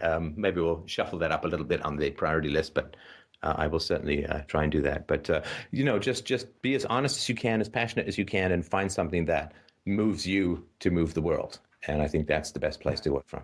All right, if we can move on to the next call. All right, up next is Ben. And Ben wrote in and said, I am partway through a graduate program for counseling and struggling with ambivalence about whether to finish it. Complicating my decision is that all the people I am close to or are moving far away with. On one hand, I can stay geographically alone for just over a year and come out of it with a master's degree and a year of internship experience doing what I want to do. On the other hand, I can go be with my friends now with the debt I've already accumulated, no degree, and trying to build a counseling practice without the internship experience. Is the internship and degree worth 1.25 years being both geographically separated from the people I care about? Do you have any thoughts or advice that may help? Thank you very much. Questions of personal aesthetics in a philosophy show. Always a challenge. All right. Well, what are the economics of you starting a counseling business without the degree, which I assume doesn't give you access to people who have insurance, right? Yeah, at least in this. Yeah, right. So you'd be No, more like a life coach, right? no insurance. Yeah, and I'd probably call myself that for safety's sake. Right. Okay. So do you know the proportion of people who go to therapy who are there as the result of insurance? I don't. That's probably a good thing to look into. Yeah, I could see that being helpful. So, Yeah. so these are the kind of questions when it comes to practical matters. You know, your gut won't help you that much if it's not informed by facts, right? So you could Yeah. call up people, you could call up life coaches and say, "How's business?" You know, and make sure they're not geographically in your area so they don't view you as potential competition. But you can call up life coaches and Yeah. say, "Has it been a huge issue?" And you can offer to pay them. You know, I know you're in debt and so on, but $75 for half an hour could save you, hundreds of thousands of dollars. Not a bad investment, right? So you call people up and say, "Look, I'm not in your geographical area. I'll be happy to pay you for your time, but I need some advice on getting started," right? And Yeah. that sort of stuff can be really helpful. So you could just have a list of questions that are really important. How much is office space? How much do you charge? What proportion of patients do you have to turn away? Potential clients you turn away because you don't accept insurance, and then call the people who are licensed and ask them the same questions, and then you can sort of make a cost benefit calculation on whether it's worth it. So if the life coaches are getting by on like $10,000 or pounds a year, and the psychologists are making $150,000 a year, then it may be worth, or the counselors, then that's one set of facts and so on, right? So I would definitely say that these sort of facts as well. Also, what kind of therapy do you want to do? If you want to do mainstream therapy, then there's a lot of benefit, I think, in being licensed. If you want to do therapy that's a little bit more off the beaten path, then it may be more of a challenge to do that. So there's a wide variety of things that you can talk about in these areas, but facts are the key, right? Yeah, I think that makes a lot of sense. Kind of, look for people who are doing these different things that I'm considering doing, and get more information, and that will. Well, it should at least have an effect on kind of my gut feelings and my ambivalence, if not resolve it. Well, no, but ambivalence is just another word for lack of information, right? Right. It's if I'm ambivalent about which way to go in the woods, it's because I don't have a GPS or a map, right? Or a compass. If I'm so, should I go this way? Should I go I just lack information. So this is why relationships that are chock full of ambivalence are relationships that simply people are avoiding empirical information about those relationships, right? This is why I say to people, if you've got a problem with your parents, or your siblings, or your spouse, go talk to that person. Tell them about your concerns. Tell them about your thoughts, your feelings, your experience. That is information gathering. Once you have enough information in your life, you will have no ambivalence about, right? I mean, it doesn't mean that all ambivalence can be avoided. I was ambivalent about starting the show. Now that it's doing well, I'm no longer ambivalent. Oh man, I really wish I'd stayed Yeah. as a software executive, right? So ambivalence will happen where information can't be gathered, and that ambivalence is a spur to get the right information, which is I want this show to do well, so I'm going to work really hard at it and do a hopefully a really good job. But wherever you find yourself torn in two directions, it's because you're avoiding gathering information about what you need. And what that means, of course, is that you have grown up in a family where the gathering of information is specifically rejected, mostly because whatever you find out about that family, people don't really want you to know. That's my guess, but tell me if that fits at all. Yeah, I would say that definitely fits in terms of my family. I want to say real quick Sorry, go too, ahead. just Go because ahead. this will. Oh, I want to say real quick, because I think this will help me. Is that I'm feeling pretty nervous. So, And what are you nervous about? well, it started as I was waiting to chat. It was like So the other day, you actually had a call, I think, with somebody who was talking about wanting to move between two different cities, and I was kind of remembering that this morning, and Oh, I the think guy from Panama? having some inner criticism, like, "Oh, I'm asking you a question that doesn't have an objective answer," and Well, no, you are asking me a question, as was this guy. The reason I ended the call with that guy was because he didn't want to talk about the real reason, right? So, yeah, and there's a reason why you're still on the call with me, because you said, well, should I do this? Should I do that? And I said, well, you need to gather some information, yeah, right? So if your yeah, question was really about that, you would have stopped talking to me. You'd have said, great, okay, well, I won't waste your time. I obviously got to go get some information. Thanks for the advice, right? But you're still on the line. yeah, And that's not a bad thing, but it means that there's something that you really want to talk about that's not that. yeah, So what is yeah. that? And maybe I'm just not. Yeah, I listen to the words between the words. yeah. Well, to be honest, at least at this moment, I'm not sure. Let me ask you this. How do you know Yes. that it's your anxiety?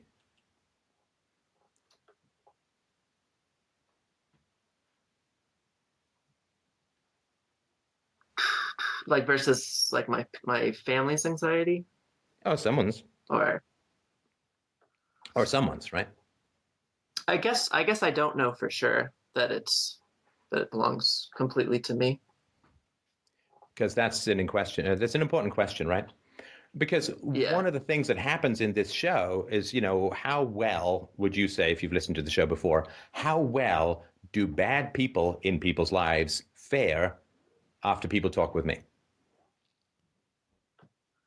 Not well.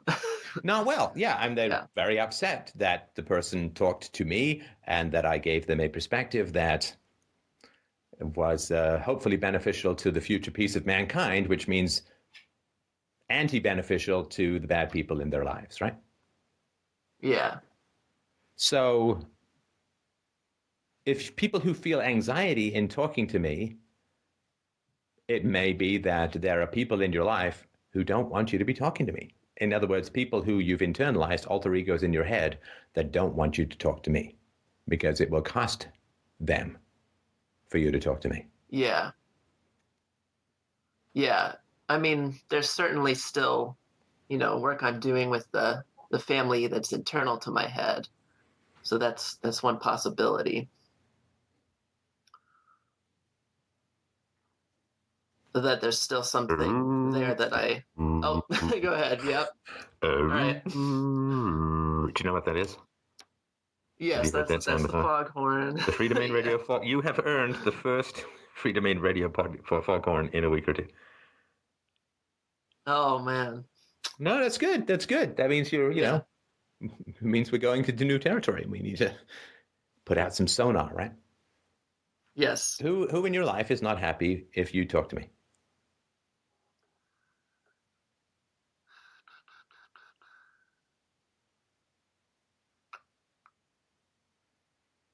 Well, I'm having trouble with that question just because I don't I don't speak to my family, and I'm continuing therapy that I've been doing for years to improve my relationship with myself and to further understand how being growing up in the family that I was in has sort of like impacted me and kept me from having a life that I really want. So in terms of people like, sorry, I don't want to start fogging again. Does that make sense? No. Look, I may be incorrect, right? I mean, maybe you're just nervous because you're nervous, right? In terms of like you've listened to a lot of me and you're talking to me live and all that. It may have nothing to do with that. It's just one possibility. It could be your friends, right? I mean, are your friends giving you information like you need to get information to make a better decision? Are your friends helping you with this decision? Are your friends echoes of your past or drop downs from your future? They are from the future. Yeah, I don't. Well, I have one friend who came along with me as I started speaking, the truth about my experience and my family, and as I started talking about, important things that are true. So, So you have one friend who came along with that. yeah, from the past. Okay. And And then other friends I of have people who've several. met you after you've started that process. Yes. Yeah, and we have talked about and continue to talk about kind of the pluses and minuses of this decision that I'm considering. All right. Well, then it might just be nerves because you've maybe listened to a lot of me and have never talked to me live, in which case it's not something that needs to be further examined. I just wanted to double check on that it wasn't some alter ego that was Yeah. getting anxious and saying disconnect from the forehead of truth or something big chatty forehead, Yeah. right? Yeah. And I think that's something for me to continue to consider, though, is maybe whether it's actually like there's some reason I'm conflicted and quite nervous. I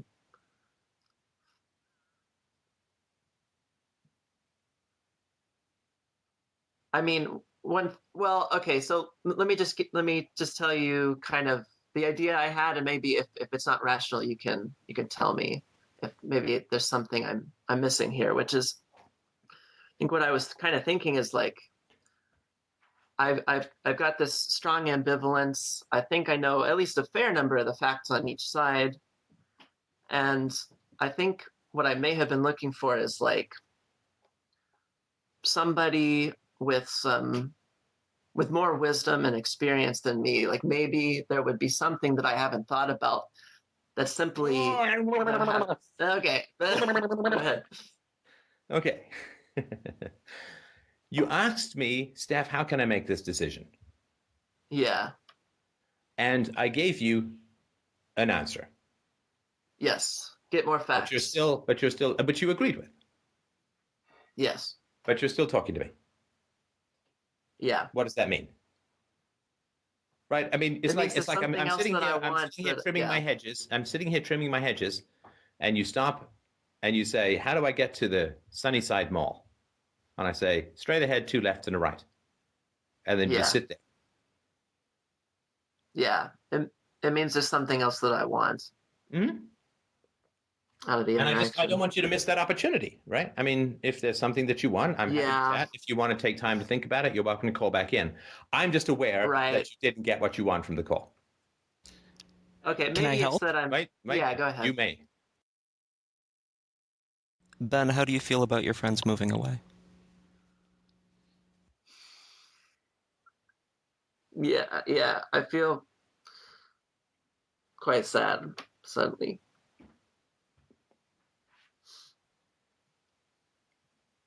Go on.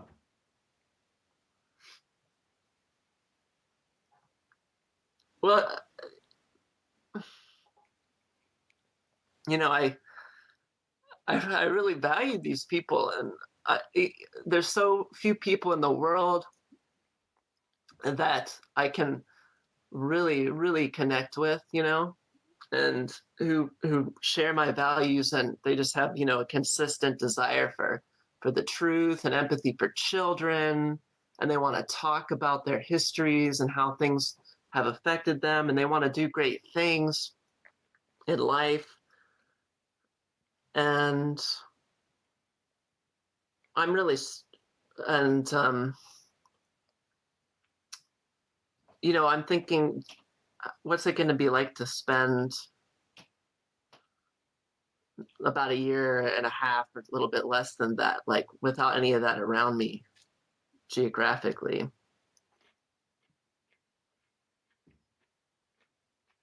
I don't know. I kind of moved away from the sadness there at the end. I'm not sure. What do you think about that? Well, the fact that your friends moved away from you, there's something that's communicated there that you might not be conscious of. Me and my wife, we live in a place that's rather cold. we don't like it very much. And Yeah. we've had plans on the table like okay, let's move south, let's move to someplace nice. I live in New York. There's high taxes. There's a whole lot of reasons not to live in New York. Why Yeah. do we still live in New York? Why do we still live where we are, where it's cold, even though we have the means to move elsewhere? I live where I am because it's as close as I can possibly be to where Steph is right Yeah. now. And my relationship with Steph is incredibly important. Being around with him, being around to watch his daughter grow up and play with her, that's incredibly important to me. It's more important to me than the weather being warm. It's more important to me than dodging taxes. So Yeah. I'm staying in a place that is, I would look at it as certainly not ideal, because the relationship and the friendship and everything that goes along with that is a higher priority for me than it being warm or what's going to happen elsewhere. Yeah. So by your friends moving, and I'm not saying they're bad people, I'm not saying anything like that, but it is communicated that whatever is where they move to is a higher priority for them than the relationship. And we know that because they have moved. Yeah. And of course, especially for people who are not talking to their families, friendships become like almost infinitely more important, right? Yeah.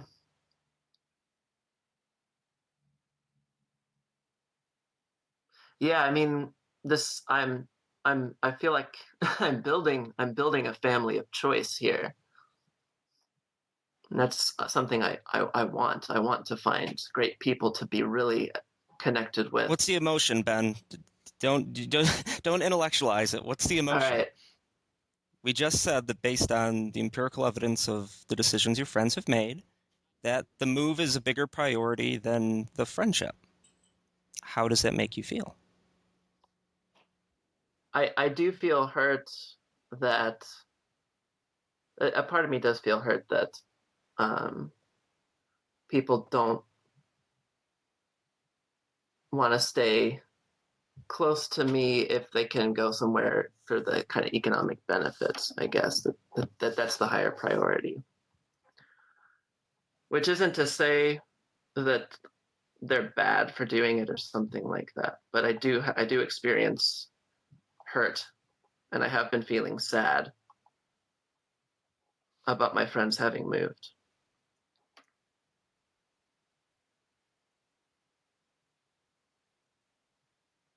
And have you been able to have conversations with them about how you felt about it? Yeah, I for the most part I haven't done that. Why? That's a good question. I think that's what Yeah. you called in for. It's because you want to be supportive.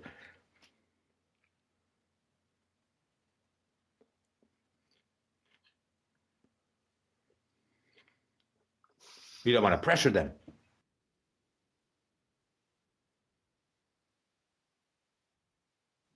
I think I also have like a part of me that says, well, I could move too, you know. I could quit school so I don't have to spend this time, or make sure to like, does this mean I'm not valuing the relationships?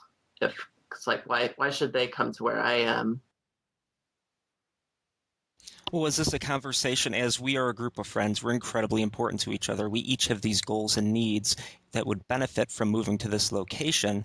This may not be perfect for everyone in the relationship, but because the friendships and the group is so important to us, it's a group discussion as far as what's best for all of us. Um, I'm feeling a little confused. Can you? Well, if Steph all of a sudden said, I'm going to move to Timbuktu just out of the blue, and it wasn't like, hey, our relationship is important. This is something I'm considering. How do you feel about this? If that kind of wasn't broached that way, I'd feel pretty upset. Yeah, and rightly so. Mike, I am going to, like, our fortunes are now bound together for better or worse, and then we can't get a muggle job ever again. It's this or nothing, right? This or panhandling.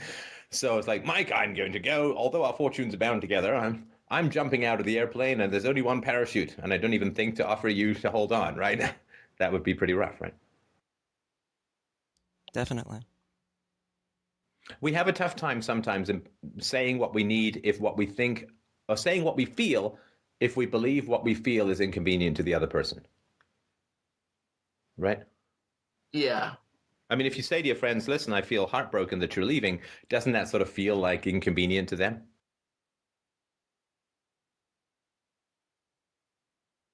Yes. Yeah. There's something about. I'm not sure how to put it into words, but there's something there in terms of like some kind of criticism of me in my head about that. Yeah. Yeah, and so you want to be supportive of your friends moving, and I find the word supportive very dangerous. Very dangerous. Support me usually means let me exploit you.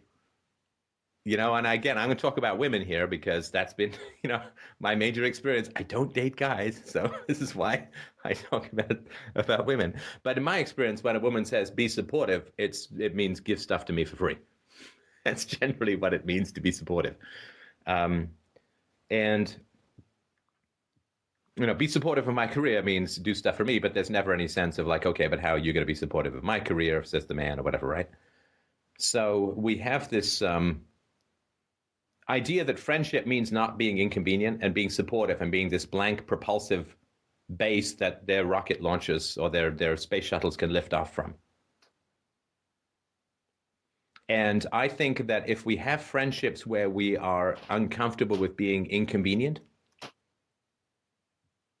then we're missing something essential about the friendship and we are not trusting the friendship enough.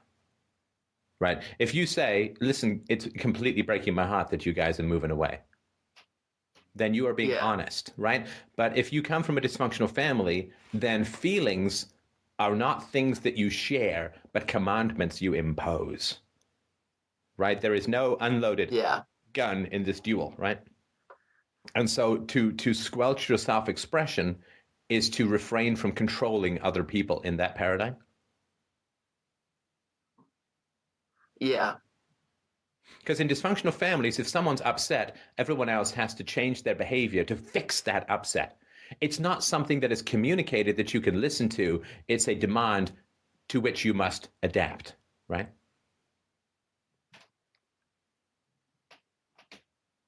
Yeah. We lost your emotions completely, right? Oh.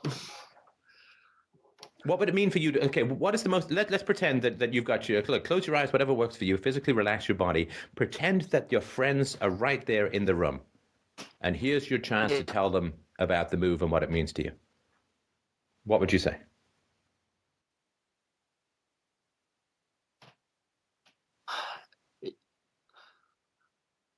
You can feel free to reference the Christian apocalypse novels Left Behind, but sorry, go ahead.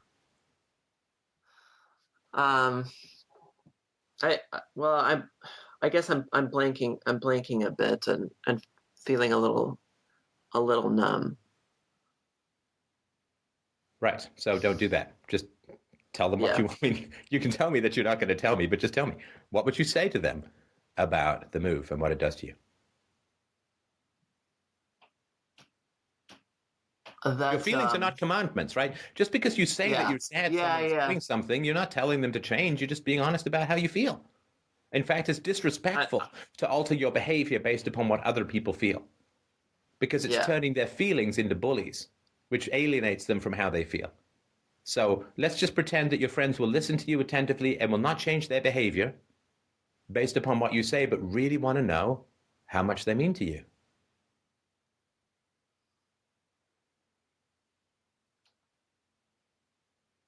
Well,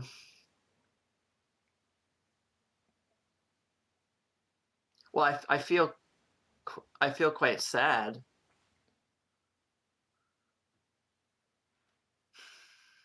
I mean, I want to say I do think you've hit on something here, Steph. No, I'm not sure no, if I'm just ready do to. it. God, man. You want to be a therapist, right? I mean, Yeah, come yeah, on. yeah, yeah. Get in touch with your feelings. Reach down below your Yeah. nipples, massage your lower ribs, and tickle your prostate. Anyway, Well, I think you I did earlier when Michael asked me when Michael came in. Like I felt it. yes, Like but you must bam, do it on you know. command for the sake of the show. No, I'm kidding. Right, but no, look, this is you want to help people be in touch with their emotions as a counselor, right? Yes, Right. So yes, this and I is need to something be you more feel incredibly assertive. strongly about. This is something you feel incredibly strongly about. Yes, Don't you want the people you love these people, right? You love your friends, yes, right? If yeah, you withhold that you're going to miss them, then you are withholding your love from them, right? yeah. So what would you say to them? Not to get them to change, right? But to have the room and space to be honest with people without your emotions being little fascists that order them around, but just to speak openly into the space. Okay. I don't know if I'm gonna move to where they are. I really like these people. No, I you're love talking. these No, you're people. talking about Okay. them. You will connect with your emotions when you pretend that you're Okay, talking I'll to say to them. them. Yeah. Okay, I don't know if I don't know if I will move where you are. I feel really sad that we might not live together. Like I'm happy we can at least talk, over the internet, but I'm really sad that we might not, get to live together and get to do things together and be a really consistent and intimate presence in each other's lives. And if some of us have children, just be a part of that together in each other's children's lives. And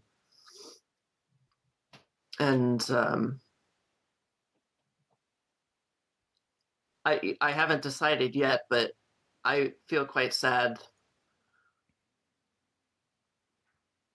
Yeah, I'm feeling pretty sad, and my heart is like beating harder. And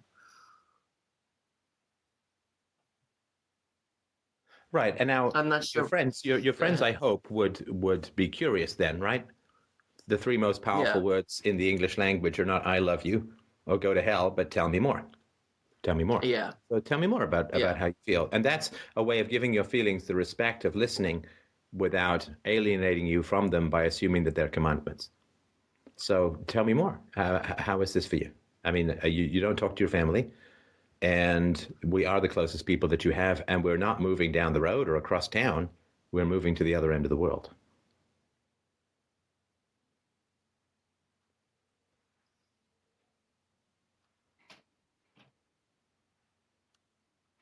yeah. I'm feeling kind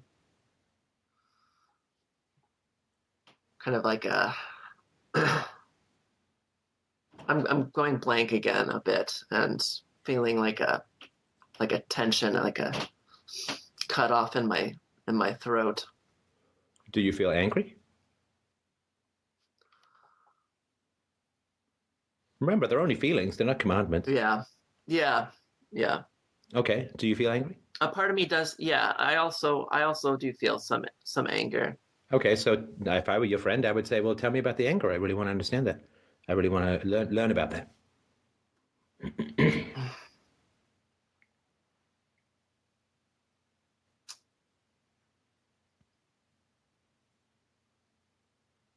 Well,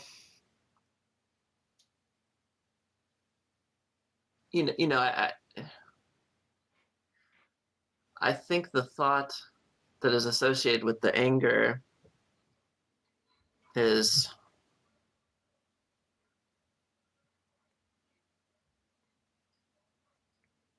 I'm not sure. I'm getting confused and blanked out again. Well, I'm just going to give you my thoughts. I might certainly jump in, but why are they moving? Are they moving for money?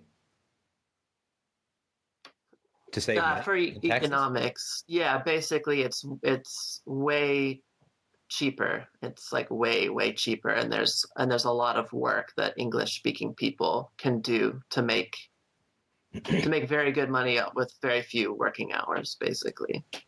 So they've got time and money and more energy to pursue other kinds of things when you're not working 40 right. hours. So they don't want to sort of struggle to create value in a Western economy. They kind of want to have automatic value because they happen to know English.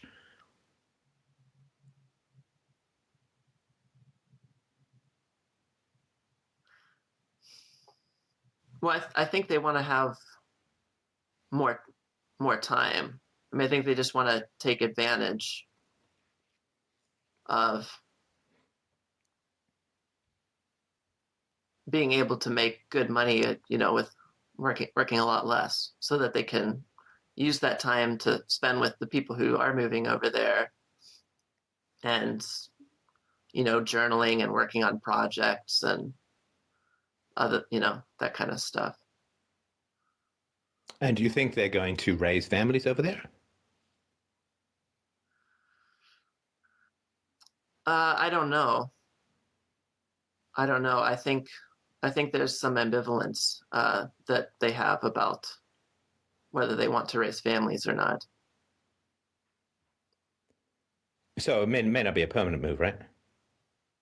Yeah, that's part of it too. That's part of what, or it's at least one of the facts. It's one of the facts is I don't know how long these guys are going to stay where they're at, if they're going to move, and where they would move later on. But it sounds like they're not sure. Yeah, sorry, the guy in the chat room who's saying he's got a lot of experience with ESL, English as a second language. It's a fine short-term plan, but it's a terrible long-term plan. I mean, that's sort of my thought about it too. I mean, I'd be curious to hear a little bit about what do you think about it is not so good in the long run. I'll tell you what I think. This is devil's advocate position. I think that I think that you've got some right to be upset with your friends, right? I mean, they're moving away from a core group of friends, or they're moving away. They're going to see children treated terribly, openly beaten. I mean, it's not like Asia is some paradise for children. I mean, it's terrible for children. China in particular. I mean, I've talked to a bunch of listeners who moved out there. I mean, it's brutal on children. Yeah. They are milking the accidental benefit that they have called knowing English, which they didn't earn, right? And what are they going to journal? They can journal here. They can journal here. Like, you can get a job at Starbucks here, and you can live, like I did when I was a student, 6 people to a house, and you can do all of that kind of stuff, and you can actually start to build a life for yourself and build some skill sets. But people are going to get sucked into the hole called having ESL, and it's a ghetto. It's like a one-way ghetto. I mean, what do you do in the long run? You can't come back and be a teacher in the West. Well, what job skills are you getting over there that if you want to come back and raise a family isn't going to have you begging for a job as a waiter?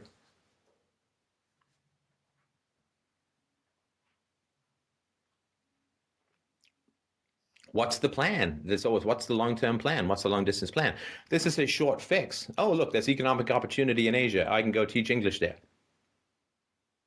But if you're teaching English to children, you're going to see them getting brutally treated for sure. And you won't be able to do much about it.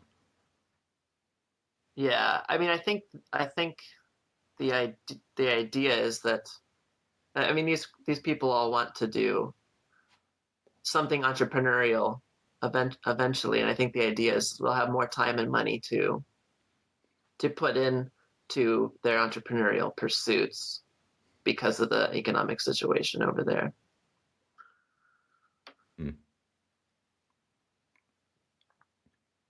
If that makes sense. Hang on, we could try and get a guy in who's got lots of ESL experience. That's English as a second language. Yeah. I asked him to speak to us in Mandarin. Yeah, it's important to test my capacity to follow subtitles in Kung Fu movies.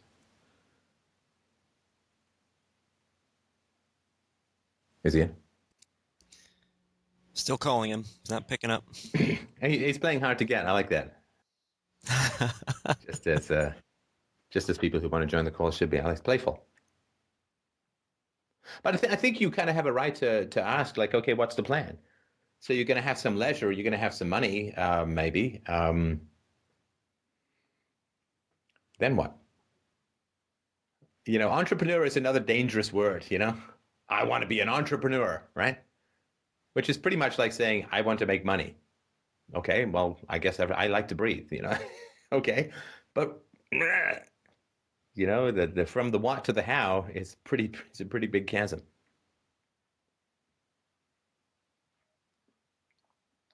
I think you can make a case to your friends for not moving.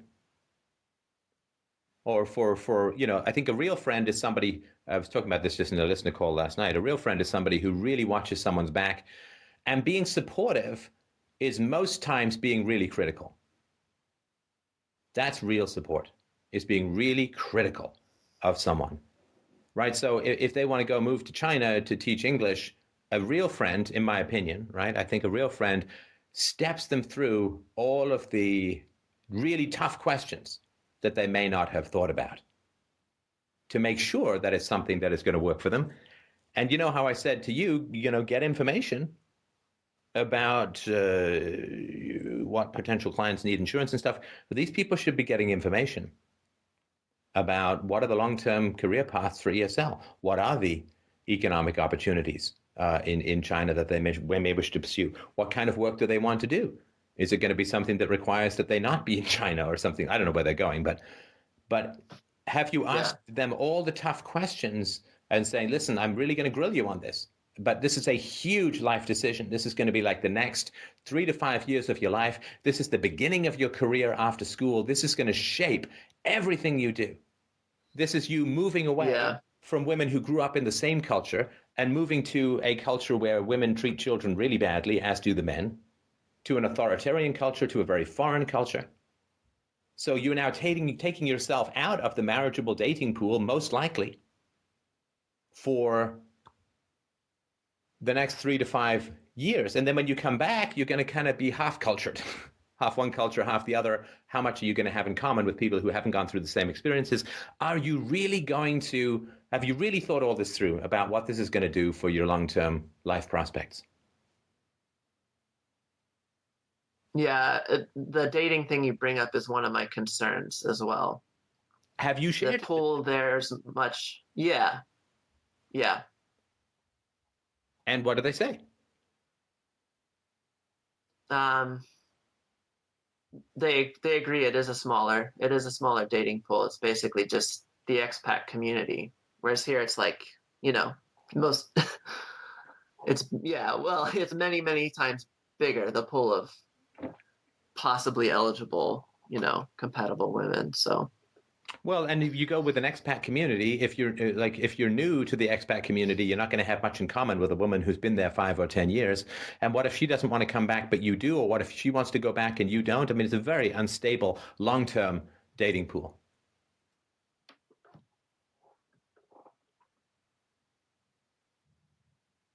Yeah. I mean, that'd be one of my worries. How much do employers? I tell you this. I mean, when I was an employer, if somebody had a resume that said, well, I've just spent 10 years in a Thai village teaching English, I mean, I just hear a distant jungle masturbatory sound and assume that they just ran away because they didn't want to create value here. They didn't want to go through the struggle of creating an economic life here. And they're kind of flaky. I mean, I would still talk with them. Maybe I'd be wrong. But I never looked at, I spent 5 years in China teaching English as a second language. I just assumed that someone with an arts degree who didn't want to try and find a job with any kind of real competition and just wanted the automatic value of having inherited English from their childhood.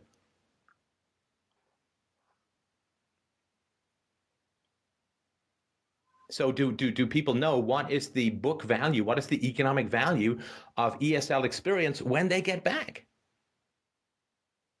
I mean, if they don't even know that, then these decisions are lunatic. Yeah.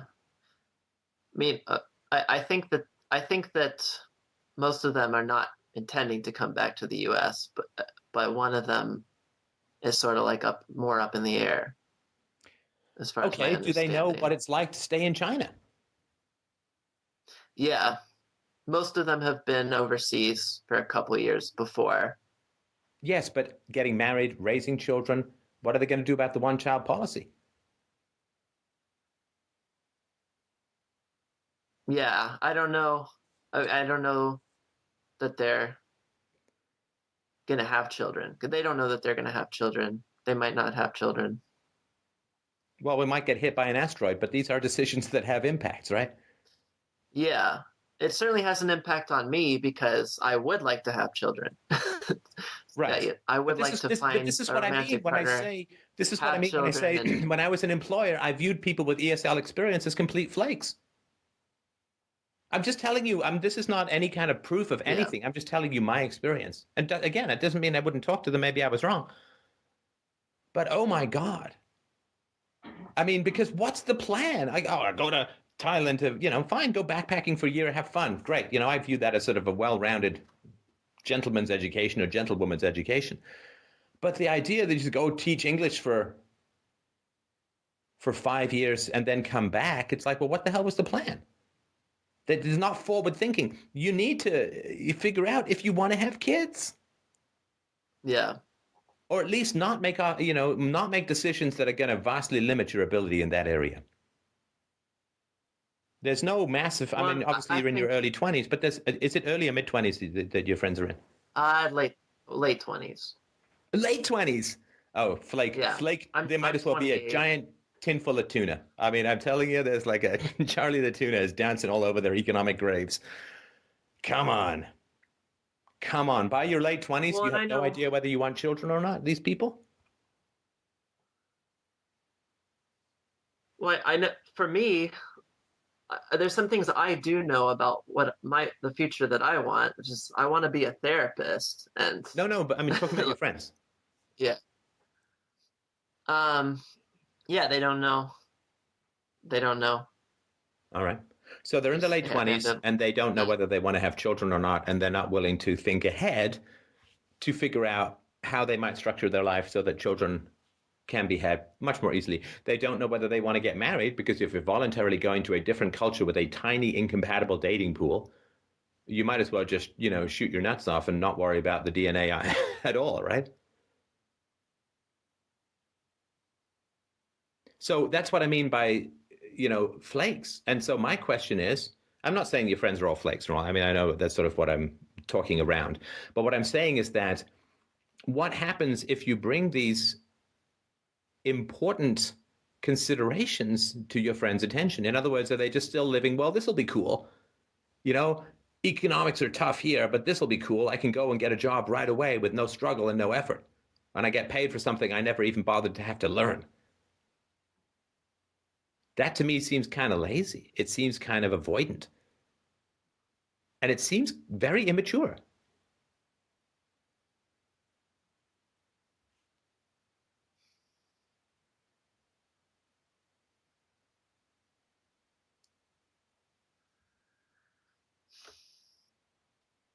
Especially for late 20s,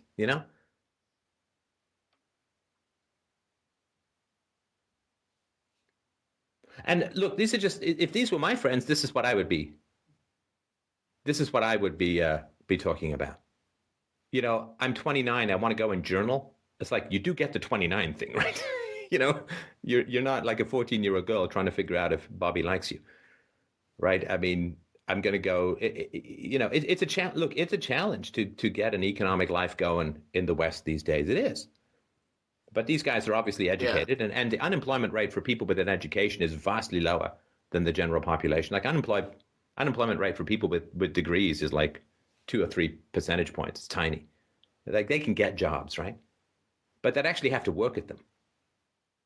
And there would be opportunity to grow. ESL is a dead-end street where you just milk your existing knowledge in a foreign country for no chance of advancement and very little chance of dating.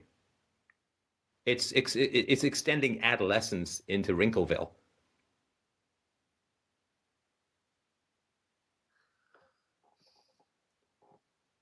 And so if they were my friends, I'd be all over them, saying, and if they're just like, well, que sera, sera, I'm just going to go out and see what it's like and this and that. It's like, hey, dude, you're almost 30. The time for experimenting with a variety of lifestyles, is kind of over by almost 10 years, right? Or at least 7 or 8. So if they don't know what they want to be, but they're making plans that are all hazy and nonsensical and not taking the challenges of getting jobs with career paths in the West, but instead going to milk their existing unearned knowledge in Asia, I would be pretty pretty intent on grilling over those decisions with them. Because I care. Because I care. I don't want people to end up like, I'm 35, which for these people is not long away. I'm 35 and I'm in China, right? And there's no women here to date. And what do I do now? I guess I can stay here and then I'll be 40, 45, have no kids and whatever, right? No marriage, no, roots, no whatever, right? Or I can go back and be incompatible with the people who've stayed and, right? I mean, someone who stays and let's say they become, I don't know, some accountant or some lawyer, some web designer, they build a career, they start a business. By the time, they're in their mid-30s, they're pretty accomplished. They've got a good income and you're coming back, or these people are coming back with nothing. I'm sure even the people who hire at Starbucks are like, ooh, ESL? Ooh. We find them more flaky than our croissants. And so what are they going to have in common with women of, professional accomplishment and education and growth, right? It's an avoidance of challenge. It's an avoidance of going to build a life that you can have some control over. And it is a bleeding away of economic value. Because when you go and you spend 5 years in a foreign country teaching ESL, you're not building your skill set. You're just milking your prior skill set that, again, for the millionth time, you didn't earn. But you're not learning how to manage. You're not learning how to deal with customers. You're not learning how to deal with negotiations. You're not learning how to deal with contracts or suppliers or any of that sort of stuff. The idea that you're going to go out into some backwoods in China and become an entrepreneur just seems pretty dicey, pretty unthought through. I guess that makes sense, if that makes sense. So I think that you may be inhibited in your communication with your friends because you may not want to ask them the tough questions that I think give them the greatest chance of happiness in the long run. Mike, I know you brought this whole thing up to begin with. What do you think? No, that makes complete sense to me. I have a bit of a rant brewing within me. I don't want to interrupt the call to rant. I notice a trend, and I see this a lot, like on Facebook and social media and stuff, people posting, I'm going to quit my job. I'm going to liberate myself from my job, and I'm going to do X. And X is normally like, I'm going to sell my testicles on the black market, or I'm going to start an online basket weaving thing, or something like that. There's something, and I'm going to quit my job. I'm going to go do this. This is my dream. And the comments that follow, it's always an endless series of, oh, go, yes, fat, congratulations, that's amazing. Oh, go, yo, yay, woohoo, you go. There's never any like, so you're doing what now? What's the plan? I mean, okay, well, what's your 1-year plan, 2-year plan, 5-year plan? How much money do you need on a monthly basis to get by? Are you cutting your expenses? There's never any like serious debate about, all right, well, I care about you. I care about what you're doing. If this is important to you, let's talk about it. Let's make sure you're not, jumping off a cliff here. Let's make sure you're making this for the right reasons, that there's not any unconscious bullshit going on, that you're doing this, and it is something that's going to lead you to where you want to be 5, 10, 20 years from now. There's not that. And it's all under the guise of, being supportive. And I certainly felt this pressure from people in the past. There's people that they post stuff like that or, bring up, I'm making X life decision. And they don't want you to ask those questions. They don't want you to have those conversations. They want you to tell them how great their plan is. They want you to tell them how great their idea is. They want you to just cheerlead them as they march off a cliff and do something that's incredibly self-destructive for themselves and their life. And you want that information. You want to know if the people around you actually want honest feedback, Mike, criticism. They're being supportive, like a jock strap over a gaping chest wound. You want that information if you can actually be honest if you have concerns or aren't clear on exactly why they want to pursue this or how it's going to lead them to be where they want to be. You want that information because if you have people around you who don't want you to give that kind of feedback, they just want you to suppress that. They just want you to shut up, smile and nod as they go and do something that's incredibly stupid or self-destructive. You don't want those people around you for when you are making life decisions because Lord knows they're not going to give you any type of constructive feedback. Lord knows they're not going to have your back. Lord knows they're not going to be really supportive. They're just, oh, yeah, you're doing that thing. Great. See, if you don't call me on my bullshit, my nonsense, my bad ideas, then I'm not going to call you on yours either. That's the deal and that's the trade you're making and if you're in a relationship like that. So I really caution people, do not be just the faceless cheerleader that's, yay, you want to do a thing. Yay, a thing. Congratulations on your thing. No, ask them damn questions about what they want to do. See if it's viable. See if they've thought it through. If it's just some half-baked idea that hasn't been given any thought that's going to be incredibly self-destructive for the person, say that. Give that feedback. Don't let them march off that cliff. If you let them march off that cliff, you're not a very good friend. I'll share this story. I had a friend of mine that wanted to write a book. He wrote a book. He wanted feedback on the book. He gave me the book to read. I read the book. The book was not very good. So, I was in the uncomfortable position of having to tell a friend of mine that something they worked on and were really excited about, to tell them that it was not good. And I provided feedback and criticism, things that could be improved, things that could be tweaked, things, that could be improved upon in further rewrites. And this friend was not happy with me. This friend wanted me to tell them that their book was great. They wanted a rubber stamp on their project to say, this is great, fantastic, what you've been doing is exactly what you should be doing. And they were actually upset with me when I told them their book was not great. And, here I am in the uncomfortable position of, wow, there's a project that's really important to somebody that I care about. It's not very good. And I have to say that. That's not easy. That's not easy. There's no wow, I really appreciate you giving me that critical feedback. I can understand that's a tough position to be in. They have to break it to me that this project I've worked on for months and months and months, it's not good. I appreciate you being honest. That's a tough thing to do. I appreciate your feedback. Now, I might disagree with your feedback. Well, tell me more. Tell me more. Tell me more about what you don't like, right? Yeah. But instead, my friend was upset that I gave him the honest feedback that his book wasn't very good and instead told me, can you tell me some more things about what you like about the book? Which, okay. There wasn't much I did like about the book, unfortunately. So then eventually, way down the road, friend told me that, you're right, and I completely rewrote the book. And it's better. And it's better. But in the moment, there was no appreciation for that's hard feedback to give. And I appreciate you doing it. I appreciate you taking the time to read my book. I appreciate you giving me that honest criticism. I need that. And I need people around me that are going to do that. Thank you for being that type of person. Instead, I got, tell me some nice things about my book. Look, libertarians are so against subsidies, except of the emotional kind. Don't subsidize bad businesses. It causes a misallocation of economic resources. But I'm going to encourage you to pursue something you're pretty bad at, because that's going to have no opportunity cost at all. The guy, El Zug, can you give him another call? I think he wants to. Oh, okay. So he said basically that the first 2 years of ESL were the best 2 years of his life. And that's what got him trapped. He said, I really wish I could have talked to the guy because I really messed up my life doing ESL. Now I'm 49. It's going to be damn hard to move back to the United States.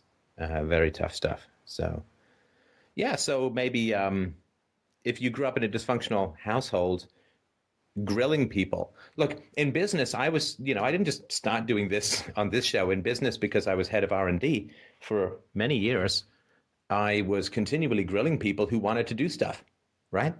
When Mike joined on board, the first project was revamping the message board, right? And, we did some... I did a bit of grilling on that, right?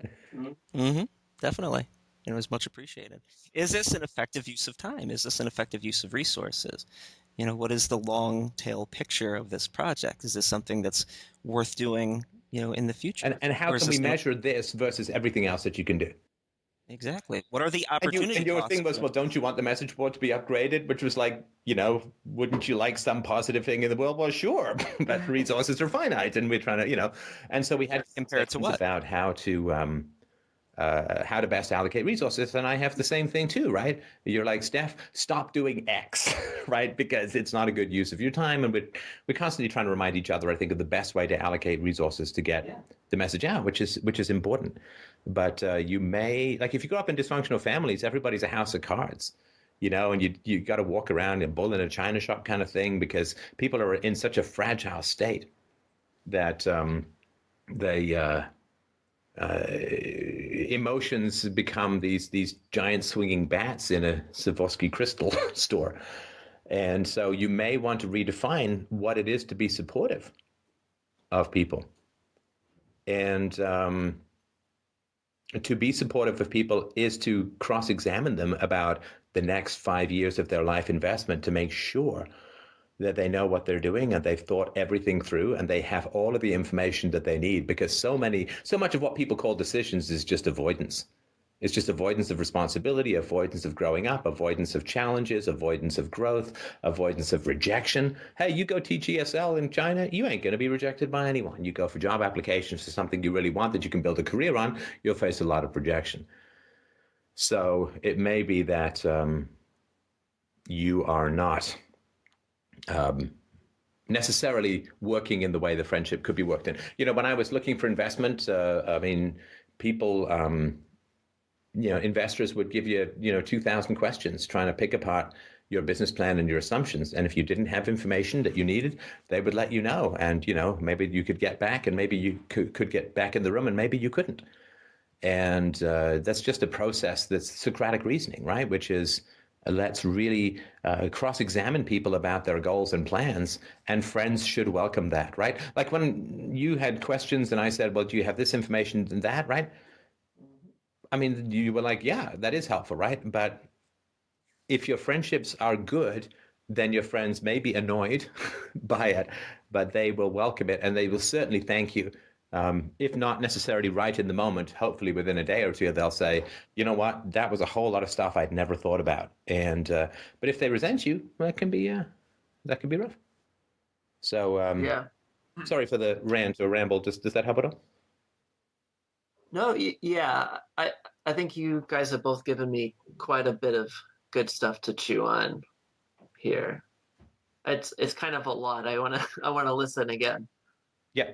Yeah, it is a lot. But I think definitely some important stuff, and some important stuff going back to my family and just being like assertive with people and how that's actually a caring thing, and it'll only help me to become a better therapist as well. It's definitely something I need to work on, is being willing to say something that might be a little discomforting for somebody in the moment. So I hope, I mean, I'm not a therapist, but if I understand the job, if you're not doing that, at least to some degree, you're really not being a therapist, right? Because or a philosopher, right? I mean, a philosopher is the job is to change people's behavior by asking them uncomfortable questions or giving them perspectives that they may not have thought of, that they're not going to get from somewhere else, right? Again, I'm the guy in the pogo stick heading the other direction in the conveyor belt airport scenario. And, people don't usually dig in. I mean, these are conversations I have with friends. These are conversations I have with my wife. These are even conversations that I have with my daughter. And to love people is to not give them the keys to the car when they're drunk, right? That's not loving, right? I want to be supportive, so I'm giving him the keys to the car when he's drunk. That's not being supportive. That's called being an enabler, right? And friendship and families have been so brutally redefined as enabling is the highest value. And when people say supportive, they mean enable my bad decisions. And if you question people or you criticize people or you ask them for information that is relevant to their decision-making process, you're not being supportive. Which means, I know I'm a drunk. I know I drive drunk. Give me a drink and the car keys anyway. And if you don't, you're not being supportive, right? And fuck supportive. What we want is the truth.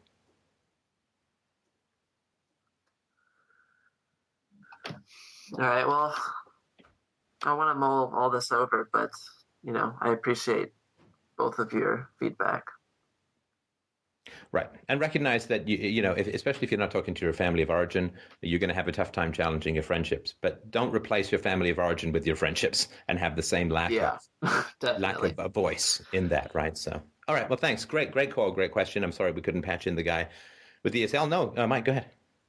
But Michael wrote in and said, I have always felt very skeptical of things in my entire life from a young age. So many things, from religion to my teachers, to politics, to my parents, to existence. And thus has contributed so much to who I am right now, morally, politically, spiritually. Where does this general skepticism develop from? Why does it feel so inherently natural as well as so valuable to me? And you've had skepticism as long as you can remember? It started from a pretty early age. Definitely, I would say when I first started going to my religious classes, I was raised in a bi-religious household. So I don't know if maybe you wanted to start there. Bi-religious? That's like what? Religion that swings both ways? That's like Catholic, exactly. Protestant, or what? Yeah, so my mother was raised Christian and my father was raised Jewish. And so when they got married, they decided I guess they fought over which religion the children were going to be raised under. Well, and sure, I guess my father, yeah, because one parent worships Jesus and the other one comes from the clan that murdered him. That can create some family tensions, right? So according to the myth. Exactly. All right, go on. Exactly, Stefan. So I guess my father won that battle, and we were raised Jewish up until I went to Hebrew school up until the age of about maybe 12 or 13, and then kind of rebelled against it and was allowed to stop going. And so I ended up stopped going to Hebrew school around that age, and was, I would say, an atheist for much of that point after, always questioning, always kind of rejecting the whole thing, and always trying to find questions, but never really got much response from my parents or even my friends, most of my friends in the town I grew up in were raised Christian or Catholic. So I was in the minority being raised Jewish, so that was always confusing as well. But yeah, I kind of just rejected the whole thing until I kind of stumbled upon some thinkers who talked about atheism and agnosticism, and so that was kind of where I think a lot of my skepticism started early on. Well, sorry, hang on a sec. So, I mean, what kind of Jew is your father? Is he like religious Jew? Is he cultural Jew? Is he nationalist Jew? I mean, what kind of Jew is he? Yeah, non-practicing. So kind of wears the mezuzah around his neck, had a bar mitzvah, but kind of stopped going after. So in America, a lot of Jews, they have bar mitzvahs and then they stop kind of practicing after that. And they just, maybe they have Passover dinner with their family every now and then, but that's pretty much it. They don't really do much as a community or practice, at least my father and the Jewish community that he was brought up in.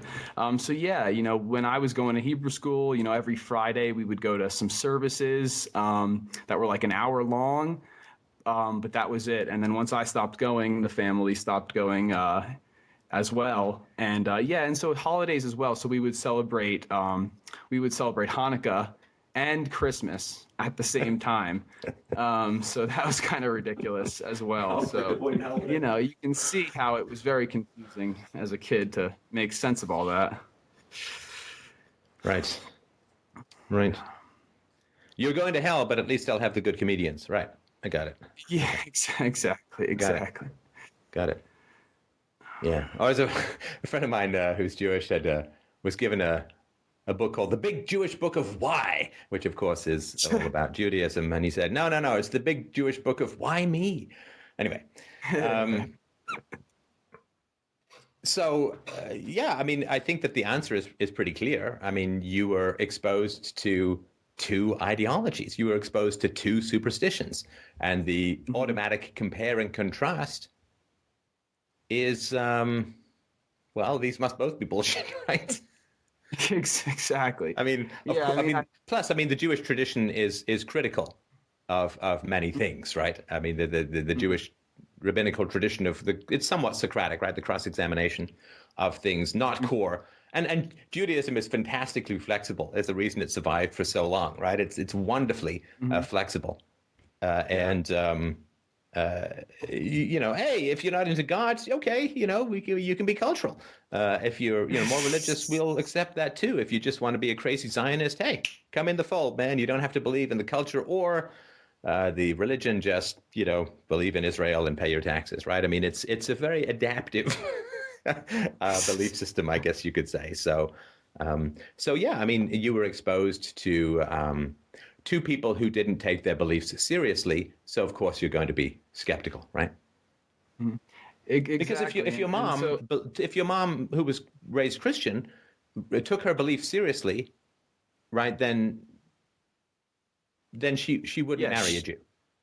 Exactly, yeah, and she conceded that, and then exactly. I mean, so for a Jew, like the Christian is worshiping a false prophet, right? Right. I mean, the true prophet is Mel Brooks, and if he's not, right, so Jesus would be a false prophet in the Jewish tradition, and that would be a very serious theological offense. So you're two people who are like, well, yeah, we like rubbing our naughty bits together more than we like page turning the Torah or flogging ourselves with Catholic sticks. And so you had two people who married despite religion, who didn't take it obviously particularly seriously.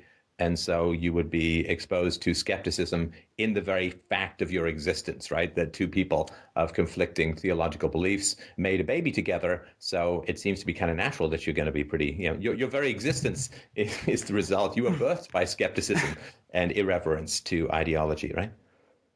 Yeah, exactly, and they did end up getting divorced, not too long into that marriage. So that's not too much of a surprise. But yeah, I mean, beyond that, I mean, I definitely say it's obvious where my skepticism comes from. But I think I think that's one of the reasons why I connected with your show so much. And some other great thinkers out there is because of I think there's this natural skepticism that I think you show. In some of the way you approach topics and you approach, listeners and callers and things like that. And I've been fortunate enough to have a few more skeptical people in my life, but it seems on average that most people don't have that skepticism. They kind of get very close to a certain belief or ideology, and they don't like to challenge it. And well, no, but that's because most people's parents aren't enough of a hypocrite, right? I mean, you had the delightful joy of having two enormously hypocritical parents, right? Exactly. And so they couldn't impose a uniform ideology on you because it was just so ridiculous, right? Yeah. Right? Yeah. You must follow Judaism, my son. It's like, didn't you just marry a non-Jew? Except for that, you must, right? You must worship Jesus. It's essential for you to get into heaven. Didn't you marry a guy who's, right? Except for that, right? So there was obvious excepts for that in your upbringing. So how are you going to take anything seriously as far as those kind of ideologies go? I mean, there are other things too, right? I mean, that are obvious hypocrisies, like the mom who hits her daughter for hitting her brother, right? But that's violence, and therefore it short circuits. But yours was cultural and ideological. And so, yeah, of course, I think you would view with skepticism any ideology because your parents, by getting married, rejected consistency of ideology. Mm-hmm. Yeah. I understand what you're saying, definitely. And I just think that, it's odd that, that unfortunate circumstance of pure hypocrisy, along with the other things in my life, have led to that skepticism.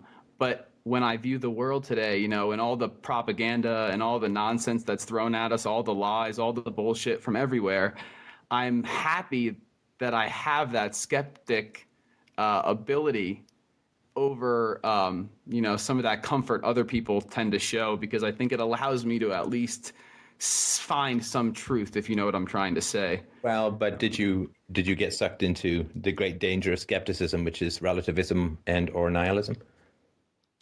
I think I've definitely been sucked into a lot of different things over time. I went back and listened to a couple of your old podcasts, I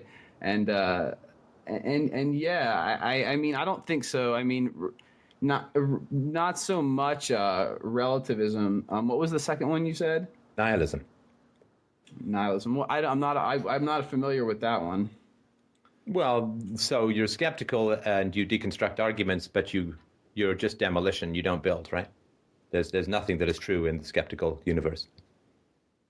No, I think I try and build. I think I try and build on arguments and things like that. I don't think I'm destructive and No, demolition. no, I didn't say destructive. I just said nihilistic. Destructive.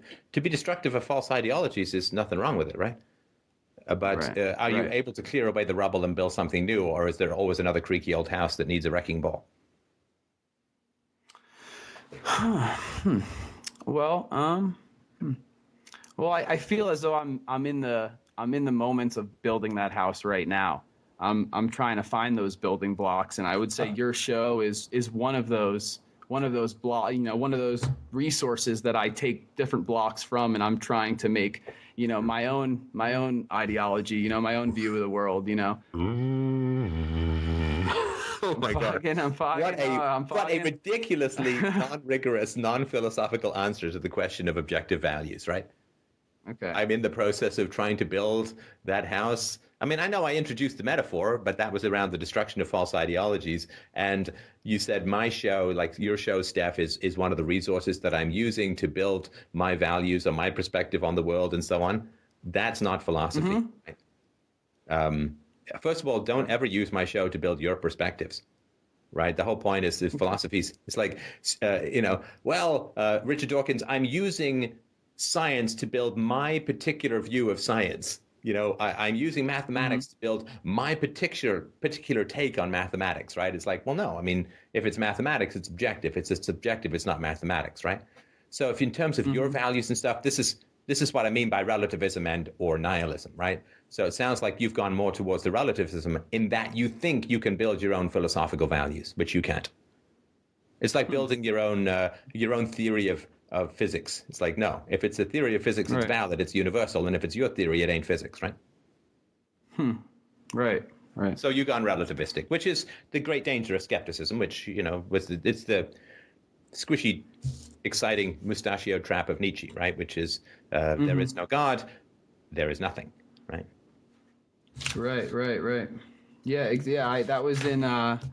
And you're talking about in episode 219, you were talking about the Cartesian demon and Descartes and things like that, which I didn't feel as though I was doing, but now now that you throw it back at me, I see what you're saying. I like that. And throw it back at you. There's a neutral phrase. Now that you stuffed your objectivity down my throat like no. I mean it in a good way. I mean it in a completely good way, in an appreciative way. Calling me out. Waiting for the word bashing to come out. No. Anti-Semite. Whatever. Right. Okay. Yeah. Well, I guess what I totally hear what you're saying on that, and I guess I'm struggling to find the best words to put it. I do know that in finding your show, I've been able to. I feel as though I understand things better. I have a more critical view of things than I did before. So I'm not trying to seem as though I'm being lazy and just gathering ideas from your show, and then I mean, like like those videos that you've been putting out about putting your money where your mouth is and things like that. I think those have been great videos, and I just donated to the show. I just bought some Bitcoin, things like that, and I just that kind of stuff has really resonated with me, and that's the kind of stuff that I am trying to. You just said you donated to the show, right? Mm-hmm. Oh, well, then you're completely correct, and you have nothing to change. No, I'm just kidding. No. Look, there's so much bullshit in the world that it's like, it's like the Aegean stables. You can literally go in and shovel that shit for the rest of your life. There's so many false beliefs and bullshit superstructures of culture and superstition and patriotism and nationalism and racism. And there's so much bullshit in the world that the problem with skepticism is you will never run out of targets. You will never, ever run out of targets to dismantle. And, half the time you dismantle them, they'll just pop up somewhere else. It's like playing whack-a-mole with great white sharks. and the little hammer that would be more appropriate to a Monopoly board than a carny.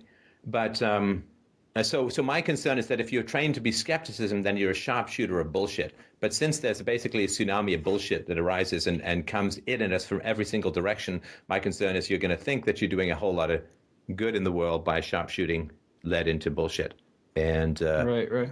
my concern is with skepticism that dismantling bad structures is not, building new structures. If you build a great enough new house, all the dilapidated houses will be thrown into sharp relief, right? So the best way to destroy the decrepit is to build the glorious, right?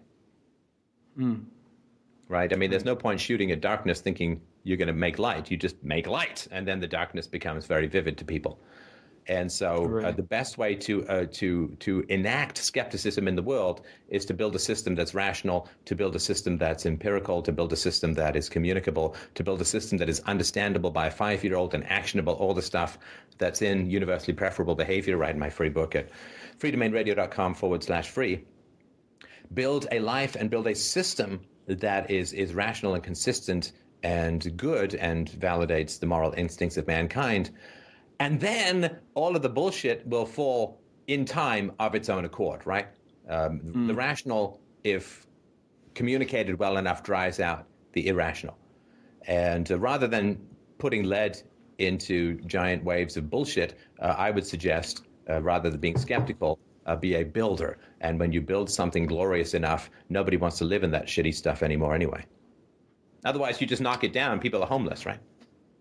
Right. Yeah. I appreciate that comment. Yeah, I know it's been a long show. I don't know if I'm digging to get to anything else. I mean, I guess that maybe I shouldn't look at it as so valuable as I do. I guess some of my childhood, I know wasn't valuable. I definitely was hit a good amount as a child, different things like that. So, and I have, in recent times, in trying to do all this bullshit sniping, like you called it, I have been disconnected with a lot of my family and my friends, because I've been trying to, push these issues and talk about these issues. And it seems to really push people away. And I think some of that is good and for certain reasons, but yeah, it's just like be like a flare you can shoot up of positive moral energy, and people will find you. If you're a bullshit sharpshooter, you certainly will drive away the unstable, but you will not draw to yourself the virtuous. Right. And so that's why finding a good, rational, empirical philosophy that you can accept as objective and live by will create a beacon. I mean, people find this show, we did like almost 800 gigabytes of downloads just the other day. People are finding the show in droves, and that's partly because there's a building to come live in, right? We're not just knocking down shit and leaving people homeless. Right, the end of religion, without a change in parenting, the end of religion created the totalitarian states of the 20th century. I mean, if you're raised in a tyranny at home, you either have a God tyranny or you have a state tyranny, but you will have a tyranny either way.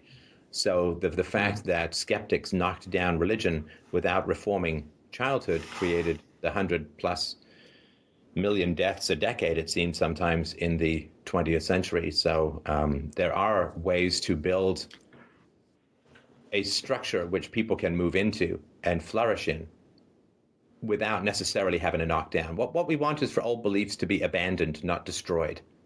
We want to lure people with the promise of something better, right? We don't want to starve them. We just want to do sit-ups to the point where they put down the cheesecake, right? And so I think if you really want to live a life that is going to draw good people to you, and I think is the happiest life you can get, then don't focus on tearing down bullshit. Focus on building something glorious where people will just leave the bullshit behind to get to. I think that's the best approach. And I just want to sort of pass that along. Skepticism is great.